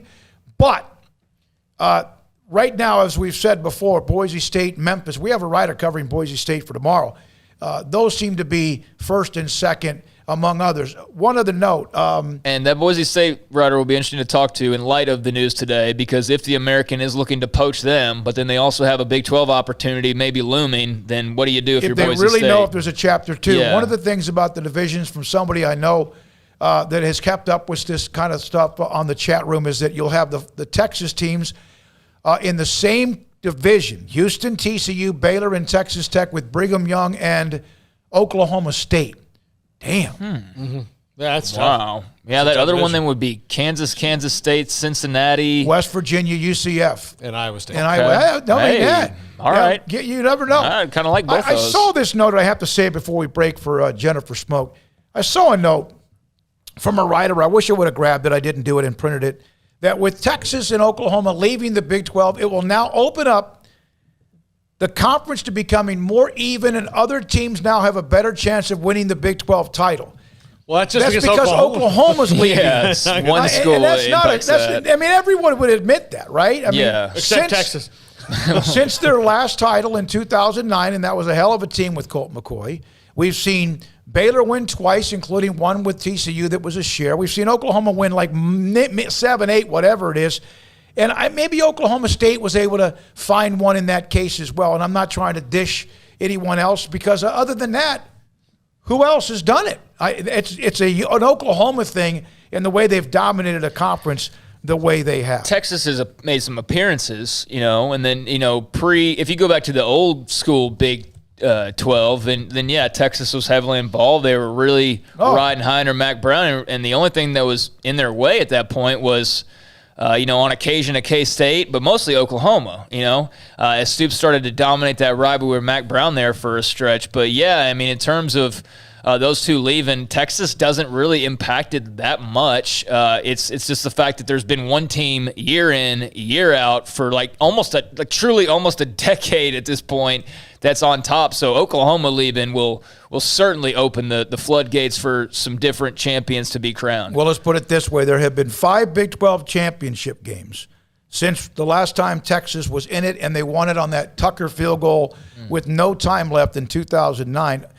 Oklahoma is 5-0 in the most 5 recent Big 12 championship games, including the last 4 years. And then the year they beat Nebraska, the last time they played in 2010 until they play again this weekend. From the 4-2-3 guys, just to let you know, Tulane is a founding member of the SEC back in 1933. We know because Tulane put a little decal on their helmet ahead of the Ole Miss game. Did you guys see that? The SEC champ sticker that they have on their helmets this week? Y'all missed that? Yeah, maybe. No, it's all good. It's just Twitter, so we miss a lot of stuff. Maybe Jack can find it or something, but Tulane put out a sticker, SEC champs or whatever, ahead of the Ole Miss game. So, yeah, they've got that history. And, it's the New Orleans market. They're in that tier of teams to for sure be watching, whether it's the Big 12 or it's what ends up with the American and the Mountain West and how the American goes about filling teams, or if they have to lose more. Tulane's in that mix. If you're the Big 12 and you think about cool trips inside your, throwing in dibs on the New Orleans trip. You already have Orlando. You can add New Orleans. So man, yeah. Hey, from the 276 West Virginia fan here, the 3 rivals are Pittsburgh, Virginia Tech, Maryland. There you go. In the Big 12, it sucks to be you, which is one of the comments about that. Maybe it is more of a rivalry than I realized. They're 6-3 in the 9 times they've played against Baylor, West Virginia, winning 6 of those 9. When we come back, Jennifer Smoak, Fantasy Football League expert on Sikkim 365 Radio. Pioneer Boys, Pioneer Steel and Pipe since 1943, and right then and there, they're still alive, and they're flourishing, and they're growing. They're building the brand-new facility in Waco. They're located in Waco, and Brian opens Saturday mornings 8 to 12 if you can't get there to look at what you want and discuss what you need during the week. But you can go online, pioneerboys.com.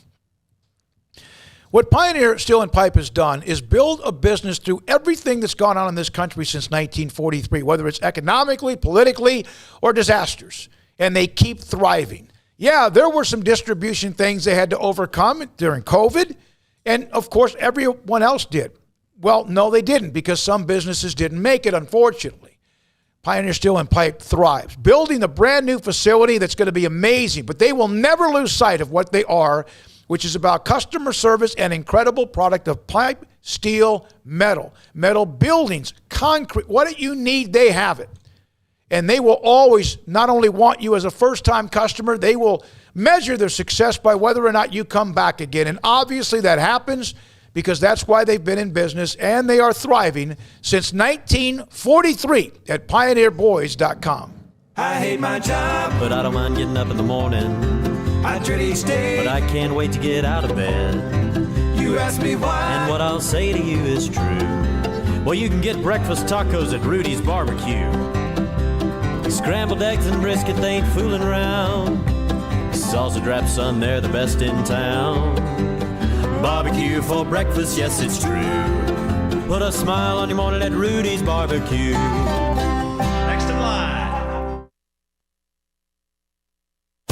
At Ideal MRI, we feel blessed to be part of the Waco community. We're a small family business here in Central Texas. At times like this, the cost of healthcare has never been more important. And unfortunately, significant illnesses and injuries still occur. And that's why Ideal MRI is open and here to serve you through this difficult time. So if you need an MRI, ask your doctor about Ideal MRI. You can schedule online in minutes at idealmri.com or call 833-IDEAL-MRI. Escape the mundane with the responsive power and exhilarating agility of a new Cadillac from Richard Carr Cadillac. Smile behind the wheel again in the supercharged sophistication of a CT4 or CT5 sedan, or the sporty and spacious XT4, XT5, or XT6 lineup of SUVs. Starting at only $33,395, the Cadillac of your dreams is waiting now at an affordable price at Richard Carr. Test drive from the expansive selection at Richard Carr Cadillac, or let us bring a test drive to you. Go to richardcarcadillac.com to schedule a test drive today.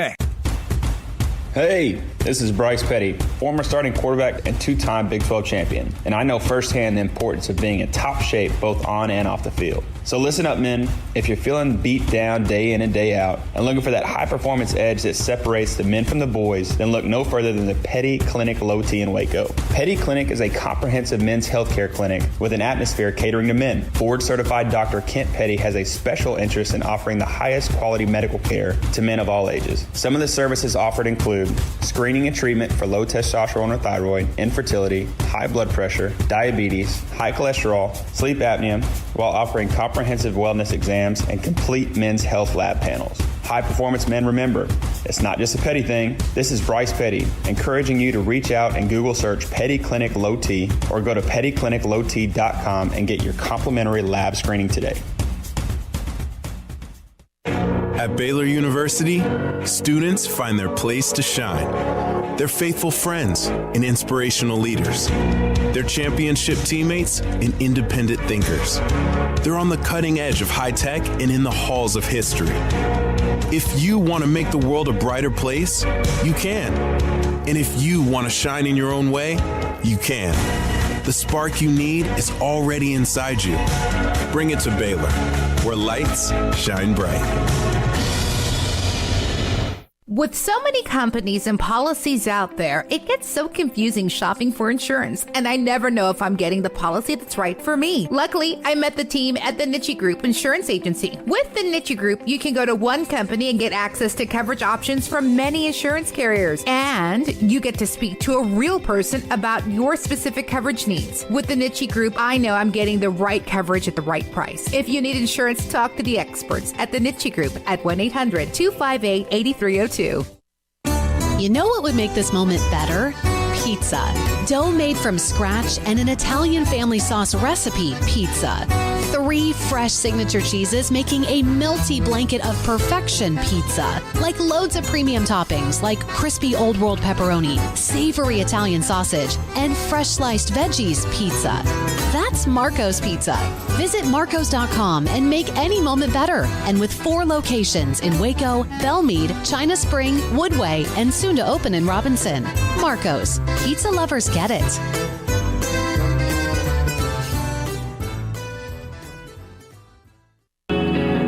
This is Sikkim 365 Radio. Text us at 254-339-1122. The Sikkim 365 Radio text line is sponsored by Riverbend Liquor and Wine, with the most extensive variety of craft beer in Waco.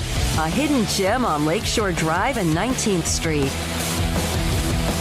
Well, everyone, we're out of time. No time for any other guests. We got to skip forward to the top of the hour and Paul's top 5 because, well, no, actually, we're joined by Jennifer Ann Smoak, Fantasy Football League Commissioner, Fantasy Football League owner, and Fantasy Football League, she said, make sure you add expert. And Paul, Catalina, and Craig Smoak, after the opening week when she torched Natasha Persia, she actually has earned that name for 1 week at least. Jennifer, how thrilled were you with all the young, the players you have? And you dominated a woman that you hate in Natasha. Stop. I do not hate her. I'm beyond thrilled. I was very proud of my team, and I feel like they did a great job. I was the 3rd highest scorer last week. So I was very, very happy with my team last week. Well, Jennifer, your team is very good. This week's matchup, usually I like to go through and let's talk about who you could replace here, but do you feel pretty confident that you can just ride with the same lineup? Well, the lineup I have in right now is actually not everyone I had in last week. I put Ayuk all the way on the bench because he had a goose egg last week. I have no idea. I know he was dealing with some hamstring issues, but that's still no excuse. I don't know if they didn't see him or what, but he did nothing. So he went to the bench, and then I actually put Claypool in over him. I did pick up Sterling Shepard off the waivers this week, so I was going to, get your recommendation on the wide receiver situation. But now that you've already said that, then that makes me happy because I'm trying to decide, Julio's off to a pretty slow start. However, I do feel like, he's been inconsistent the last couple of years, but I feel like him and Tannehill, they didn't really get a lot of time in the preseason. They haven't really been playing together for very long. So I feel like, if we can get him going, that would be great too. But, he'll be that kind of wide receiver that has 4 or 5 monster games, and then he might not do much the rest of the season. So my wide receivers, I probably will switch them out depending on the matchups each week, but I just want to see a little bit how some of these other guys do. Yeah, I am a little bit concerned about James Robinson overall. I was going to ask about that one, Because Urban Meyer maybe doesn't like him as much. Well, and the Jaguars just stink. Yeah.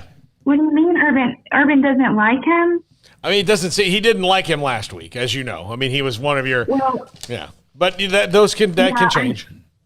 No, this is a personality conflict. They don't like each other. I mean, Urban Meyer doesn't like him. Urban called him a poopy head. I mean, I do think that it will be interesting to see how Urban how many touches he gives Robinson and Hyde, because Robinson last week only had 5 carries, so I am concerned about that too. The only reason I'm not worrying about that too much is because the Jags were down by so much that they were throwing the ball a lot. I mean, Trevor Lawrence had like 51 pass attempts last week, so the reason I do still kind of like James Robinson is because he is the type of running back that will still get catches. And catches in a PPR league are crucial. So I'm not giving up on him just yet, but I was a little worried about that last week, but I'm hoping that had something to do with them being down by so much. Jen, first of all, how's Oreo? She's doing good. She's sitting here listening. Okay, good. That's the pet dog, everybody. Just so you know, it's like basically my nephew or whatever, or my niece. Maybe my niece. But how good are you feeling about having selected Christian McCaffrey number 1 overall as opposed to Derrick Henry or another route you could have gone? Oh, I'm thrilled. He was 2 yards shy he was 2 yards shy of 100 yards last week, but he definitely is looking like the old Christian McCaffrey from 2019. I am so happy I decided to still grab him as the number 1 pick. He had like 9 receptions, which is a league high for running back. So I love Christian. I'm very happy with having him. Yeah, and I remember you and I going over that the night of the draft, and I said you have to take him if you have the number 1 pick in the draft. Let me tell y'all something about my dad. So there were 4 players after I drafted my team that Dad said, him? Oh, that should be okay. Okay. Those 4 players were Russell Wilson, Christian McCaffrey, I don't even know why he said that, Adam Thielen, and Darren Waller. Those were last week my 4 top scoring players on the team. And I mean, if we want to get into Darren Waller, oh man, that is probably my favorite pick of the season. I'm thinking about changing my name to Want to Be a Waller. Want to Be a Waller. I like that. Yeah, do that actually. Do that. That's good. Oh my Lord! That's going to be my new team name. Hey, Want to Be a Waller, but baller. Huh? Okay, don't be careful with some of these songs you want to start ripping off. Yeah. God. Yeah, this guy, I never heard of him. That's why I don't do fantasy football. It's not that I haven't seen him on highlights. I just don't put it all together, and that's why. Well, let me tell you about him then, okay? Last week, he led the entire league in targets with 19 targets last week. That's double the amount of targets that any tight end got in week 1 and triple the amount of targets that Travis Kelce got. And I feel like Gruden loves Waller. I feel like last week there were several times, or there was about 3 different times that Derek Carr went to Waller and he dropped him, but the very next play he'd go right back to Waller. And that's what I love about him. He's consistent. You know that Carr has faith in him, and I think he's an amazing tight end because he can do everything. And I'm very excited to have him on my team this year. All right, who do you play this week? Tara? Tara with a T. Tara. Yes. Okay. Yeah. So, all right. Here's among all the girls in the league, that's truly what you've told me, that she's your absolute best friend. So, I think she said the only one that she really likes. Yeah. So if any of them needed a kidney, Tara would be the only one. Yeah. Everybody else is just. You screwed. said the other ones, the twins, Kara, Natasha, Persia, all of the other ones. There's that one that you don't like at all. Find your own kidney. Yeah. But you said with her that would be the kidney donation. So So how difficult is it for you to have a team that's supposed to really beat up on her team? Well, we're actually projected pretty evenly right now, and she does have Tom Brady, which, he'll probably go off against the Falcons as they have one of the worst secondaries in the league, but I am hoping that the Bucs get far ahead so that he doesn't have to throw the ball very much. She's also got DK Metcalf, which I have Russell Wilson, and last week I was playing against Lockett, and of course he went off. So I'm hoping that Russell Wilson will stay targeting Lockett this week again, but I have a feeling, knowing DK, he'll probably go off and have a great game.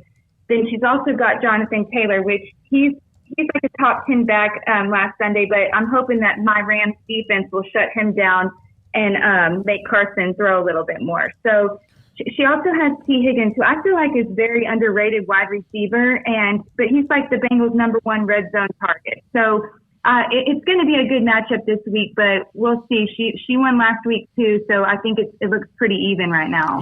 The biggest matchup on this whole thing is not Brady versus Russell Wilson or Taylor versus McCaffrey. She's got Deontay Johnson for Pittsburgh, and you've got Chase Claypool. So you need Big Ben to just throw it all over the yard, and hopefully more to your guy than her guy.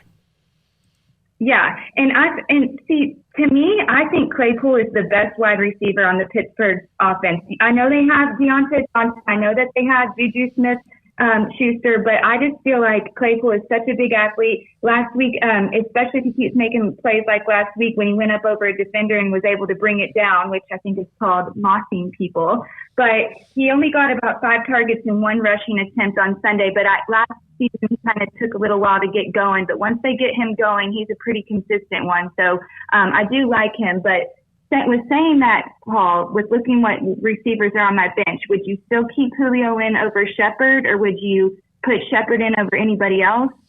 I mean, that game tonight, I don't know. Like, I'm nervous about the Giants for the first couple of weeks. No, they always beat the Redskins. Look at the history over the last several years. They just, for whatever reason, that's like Kansas State against Texas and Oklahoma. They're getting better, though, Dad. They're getting better. The Skins. No, they're not. They lost to it. They gave up 14 third-down conversions to your little quarterback, Herbie, or whatever you called him last week. All right. Any cat fights from the teams? Anything going on? No, there's no cat fights. But does that mean that I'm leaving Julio in? Then? I would leave Julio. Can you guys not do this after the show? Vrabel basically challenged him this week. Yeah. So I mean, if Julio doesn't respond to Vrabel challenging, then I might get concerned. But I mean, he flat out called him out this week and said he had a bad penalty and all. Yeah, and said had a horrendous penalty. So I would think maybe that's a little kick in his pants as a veteran. So I would leave him for now. And I know nothing about fantasy, but I have to feel like if that's not going to kick him into gear, then I don't really know what will. Yeah. Yeah. So what are you going to do? I'll stay. I'll probably stay with. Well, actually, no. Yeah, I'll probably stay with him. I'll probably stay with the lineup that I have right now. Okay, so who are your wide receivers? Thielen and Julio? And Claypool. Claypool. Okay. All right. Jeff Grimm on our chat room. Julio, a.k.a. Waffle House, because he's always open. That's good. He did have some drops last week, too, which was frustrating. I feel like the few times that he did get thrown to, he just couldn't bring it in. So like I said, I think him and Tannehill just need a little bit more time together and get in some kind of rhythm, and I think that they'll be really good. I feel like that Tennessee kind of struggled big time last week. So we'll see. I'm not giving up on him yet, but at least I do have some backup options. All right. Good luck, and please take care of Oreo for us, okay? Thank you very much. Jennifer Smoak, Fantasy Football League Commissioner. Dominated Persia last week. I mean, Persia's had the team to beat the last couple of years. So, all right, Paul. I don't know anything about fantasy football. I was 6-12 in my first week of Pick'em on CBS Sports. I host a fantasy football show on this very network, and I was 0-3 last week, and mostly because, look, here's how good I was feeling. I looked on my phone, and I saw that Raheem Mostert had 2 carries for 20 yards, and I was like, oh, man, that's going to be a big day against the Lions.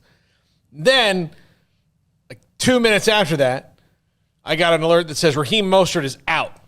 So dude's averaging 10 yards a carry for 2 carries, obviously the start of a good day, and then now he's out for the season. So that's what fantasy football does to people.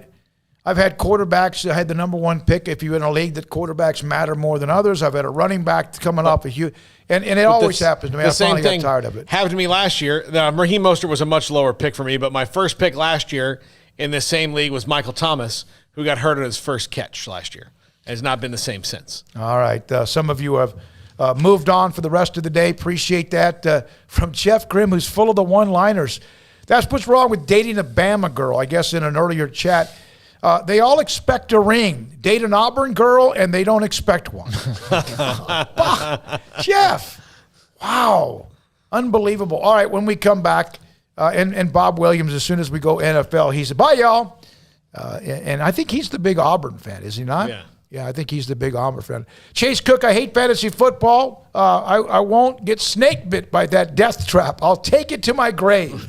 That's a very smart thing to do, in my opinion. I said I played for a little while, for a few years here and there, and I haven't played in now a few years, and I understand the appeal of it, but it's just not for me. To each their own. But I know a lot of people that love it. And I still don't understand. Like, Jennifer's boyfriend Daniel's in like 3 leagues, and he does really well. And you're in multiple leagues. Mm-hmm. I still don't get it how you can be a part of a team, because you never know how the draft's going to go, and then you end up with a team that's doing well, and then your other team is getting drilled by that team in another league that other guys have. It's kind of like filling out 8 brackets for the NCAA tournament. Yeah. Oh, it's great! like that. And there goes my.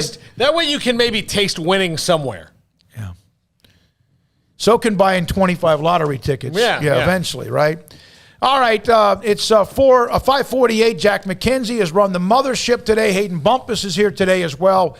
The chat room's been exciting. The text line's been blowing up. We've had phone calls today as well. And we ought to have a pretty good show tomorrow. I know for sure that we'll have some sort of coverage of that game with Oklahoma State and Boise State. And, of course, Boise State, a team that's also looking at the future of whether it could be a part of the Big 12 or AAC or somewhere else. And also, we'll touch in on the history of that Nebraska-Oklahoma series resuming, first time since 2010. That was a hell of a game. Nebraska led OU 17-0. And that was the year after they had lost to Texas. They had a hell of a pretty good team. And then OU came storming back. And OU really has dominated the series over the years. Switzer beat Osborne 5 or 6, 7 times in a row. So we'll look at that as well. And have the call of the famous punt return, Johnny Rodgers, in that game, where OU fans to this day feel like, and they probably were right, there were like 2 or 3 blocks in the back, but they weren't called. Gators zoned on the chat room gave us $1.99. Thank you. Gators 33, Bama 31. Thank you. That'd be something. That would be. I tell you what, man. Gator zone here. I'm going to do this. You gave us $1.99. If you're right, I'll double it and give it back to you. Okay. If it's should I do that if Florida even wins the game? Give him like $4. It's your money. Yeah. I mean, wait a minute. Aren't we a team? I'm not the one that proposed this. Here's the other thing. I would not root for Florida under most circumstances. What if? Yeah. No, you would on one game. What? No. Here's the thing. I will root for Florida and Texas if Al-Qaeda gets a football team. Oh, God. If they get a football team, then guess what? Chomp, chomp, hooky, whatever you want to say. But until that point, until the Taliban suits up 11 on 11. If there's an Al-Qaeda university, like there's a Phoenix University, and they end up playing football, you're telling me. And somehow schedule Florida. Yes. Well, you don't really have to have a school. So if they want to go play high school football in Texas and around the country, they could. Just couldn't give a call to Bishop Sycamore. Yeah. Armstrong, do you have the ability, excuse me, Jack, I'm sorry. Armstrong's not here today. Jack, under Baylor men's basketball's Twitter account, I know we're up against the break. They put something up 36 minutes ago. They then are now, their jerseys now have the elite gold medallion as a part of their jersey from Nike. I may not be able to get that up in time. I get it. I understand as well. They won a national title, so they're elite. Yeah. So, okay. You want to do that after the break? No, we got Pop 5. Well, we'll see what happens, but that's pretty cool. I just saw that put up on Twitter. Take a break, please. This is Sikkim 365 Radio. Marco's Pizza. Pizza lovers know what Marco's Pizza brings to the table. Original sauce. When we order Marco's Pizza to the studio, there's 4 locations in the Waco area: Belmead, China Spring, Woodway, and also upcoming soon to have a store in Robinson. Marco's Pizza, 26 letters in the alphabet, 600,000 words in the dictionary. 3 of them said together can change everything. This is Marco's Pizza. Let's order pizza. That's actually 4 words, but let's is 1. Let us order pizza. But bottom line is they're amazing. They deliver on time, and when they deliver, it's fantastic. That's what we do. We order Marco's Pizza, and on our 365th show last week, Marco's Pizza sent us 3 pizzas that were delivered by the store from Belmead, thanks to Bob Mock, the owner. Marco's Pizza. Pizza lovers get it. One size fits all. That may be all right for an adjustable belt or cheap sunglasses, but when it comes to your financial needs, no one wants a one-size-fits-all strategy. Cam Heathcott, your Edward Jones financial advisor, knows that his most important goals are yours. That's why he takes the time to understand your needs. Knowing you, that's how Edward Jones makes sense of investing. Cam Heathcott, covering Conroe and Houston, 936-756-7717 or cam.heathcott@edwardjones.com. Edward Jones, member SIPC. Waco Regional Tennis and Fitness continues to add more weapons to your getting or staying in shape arsenal with 8 brand new treadmills ready for you to run or walk a mile or 2 or 10. And with the explosion of interest in pickleball with instructors Joe Rosa and Jody Thurman, with more courts available. Waco Regional Tennis and Fitness with large flat screens stretched across the weight room with Wi-Fi available, their own app to enjoy news, business, weather, or sports. Everywhere you look, there's energy, passion, and commitment. New touchless water fountains outside of each locker room, and all the locker rooms with showers, sauna, and whirlpool. Upgraded PA system throughout the world-class tennis courts with a youth academy led by pro Britt Coleman. Fitness and tennis merchandise available and a tanning bed. I promise you'll look and feel better. You just need to walk through the front door. Waco Regional Tennis and Fitness with personal trainers Christy London and Randall Corley. 40-plus group exercise classes, including twice-a-week boot camp. It's time to react today, not tomorrow. Waco Regional Tennis and Fitness on Lake Shore Drive in Waco.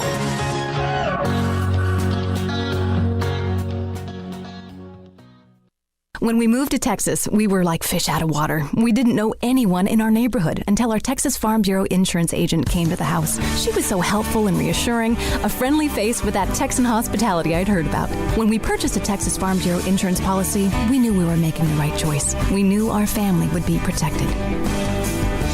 Stop by and see our agents at one of our 3 McLennan County locations. Coverage and discounts are subject to qualifications and policy terms and may vary by situation. You want to know why Stonewood Dental is so successful? Listen to what happy customers have to say. It's pleasant. It's different than any other dentist office. I really feel like they care. And it's not that you're here for 2 hours waiting on someone to take care of you. It's quick and easy, and I bring my kids, and my kids love being here too. They really love the treasure box. Staff is really nice and accommodating, real friendly. You feel more like home. It's not sterile looking. Everybody has their own personalized rooms with decorations and decor, and they'll even have a blanket for you when it's cold. I've recommended people to actually come here, and they are patients now. I really love it here. It feels like family. Learn more, stonewood-dental.com. For a limited time, refinance your vehicle and have 90 days with 0 payments. Only at Genco FCU. Refinancing lowers your rate and you pay less for your car. You can't pass on rates as low as 1.75% for 48 months. Apply online today. Annual percentage rate subject to change without notice. Subject to credit approval, membership eligibility, and loan policies. Go to GencoFCU.org. NCUA Equal Housing Lender. My money, my future, my credit union. Genco. Welcome back to Sikkim 365 Radio. This is Paul Catalina's Top 5 at 5:55. Presented by Slapsticks Comedy Club. For ticket information, go to slapstickscomedy.com. Welcome back. Paul, Catalina, David Smoak, Craig Smoak, our old friend Deontay Epps stopped by the studio today. All right, top 5 schools. Old friend? I mean, as far as, length of time since we've seen him. Our regular aged friend. Yeah. Okay. Deontay Epps. All right. Okay, this is the top 5 schools the AAC should add, in my opinion. Number 5, Louisiana. Raging Cajuns, already kind of good.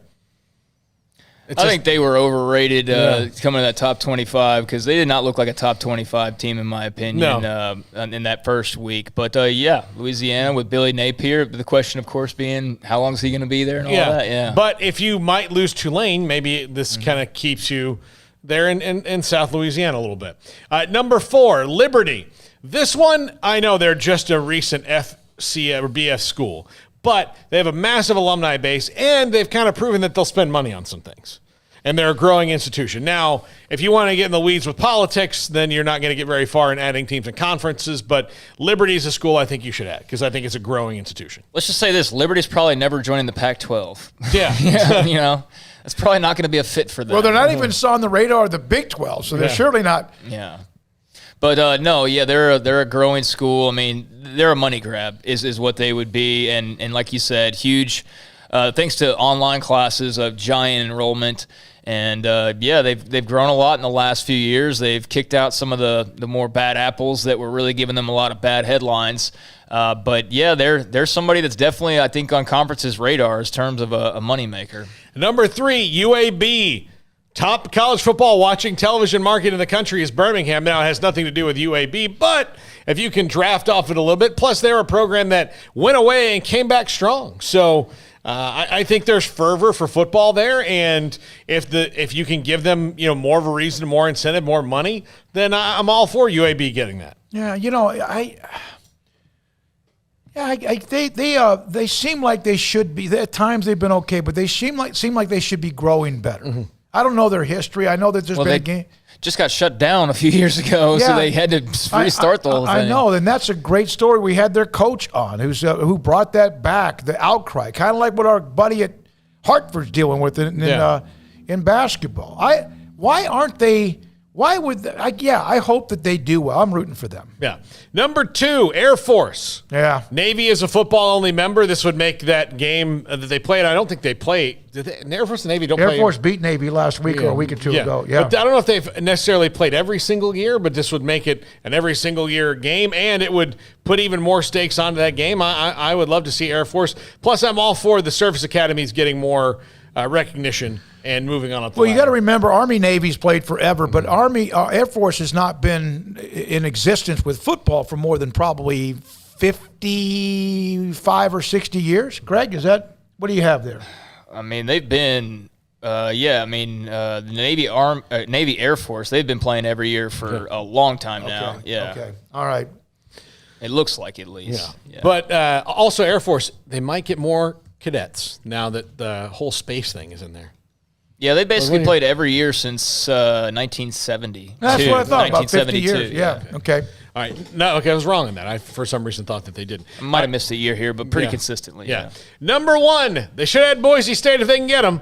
If they can. I don't know. Like, I feel good and bad simultaneously for Jeremiah Dickey, our friend who's the athletic director there, in that they're in a very desirable position for a couple of different conferences. It's a decision that they're going to have to make that's, a long-term decision for the future of the university. Is the Big 12 situation actually real, and is that going to happen? So do you hold off? Because if the Big 12 is not real and they're in exploratory phases, then you might as well join the AAC now and not let the Big 12 tease you. But if the Big 12 is a thing, then join the Big 12. Well, there's an AD at Baylor that knows him pretty well. Yeah, and you would think honesty with what Mac Rhodes talks about and integrity and all that stuff, you would think that he would be really bluntly honest with him one way or the other. Yeah, I think Jeremiah was his number 2 guy. I mean, that was his dude for many places. Yeah, various places up until this past year. So I would hope, just from a friend standpoint, that if Mac had any inclination that Boise State's not a realistic addition for the Big 12, that he would let that be known somehow or another to Jeremiah Dickey, so that they just don't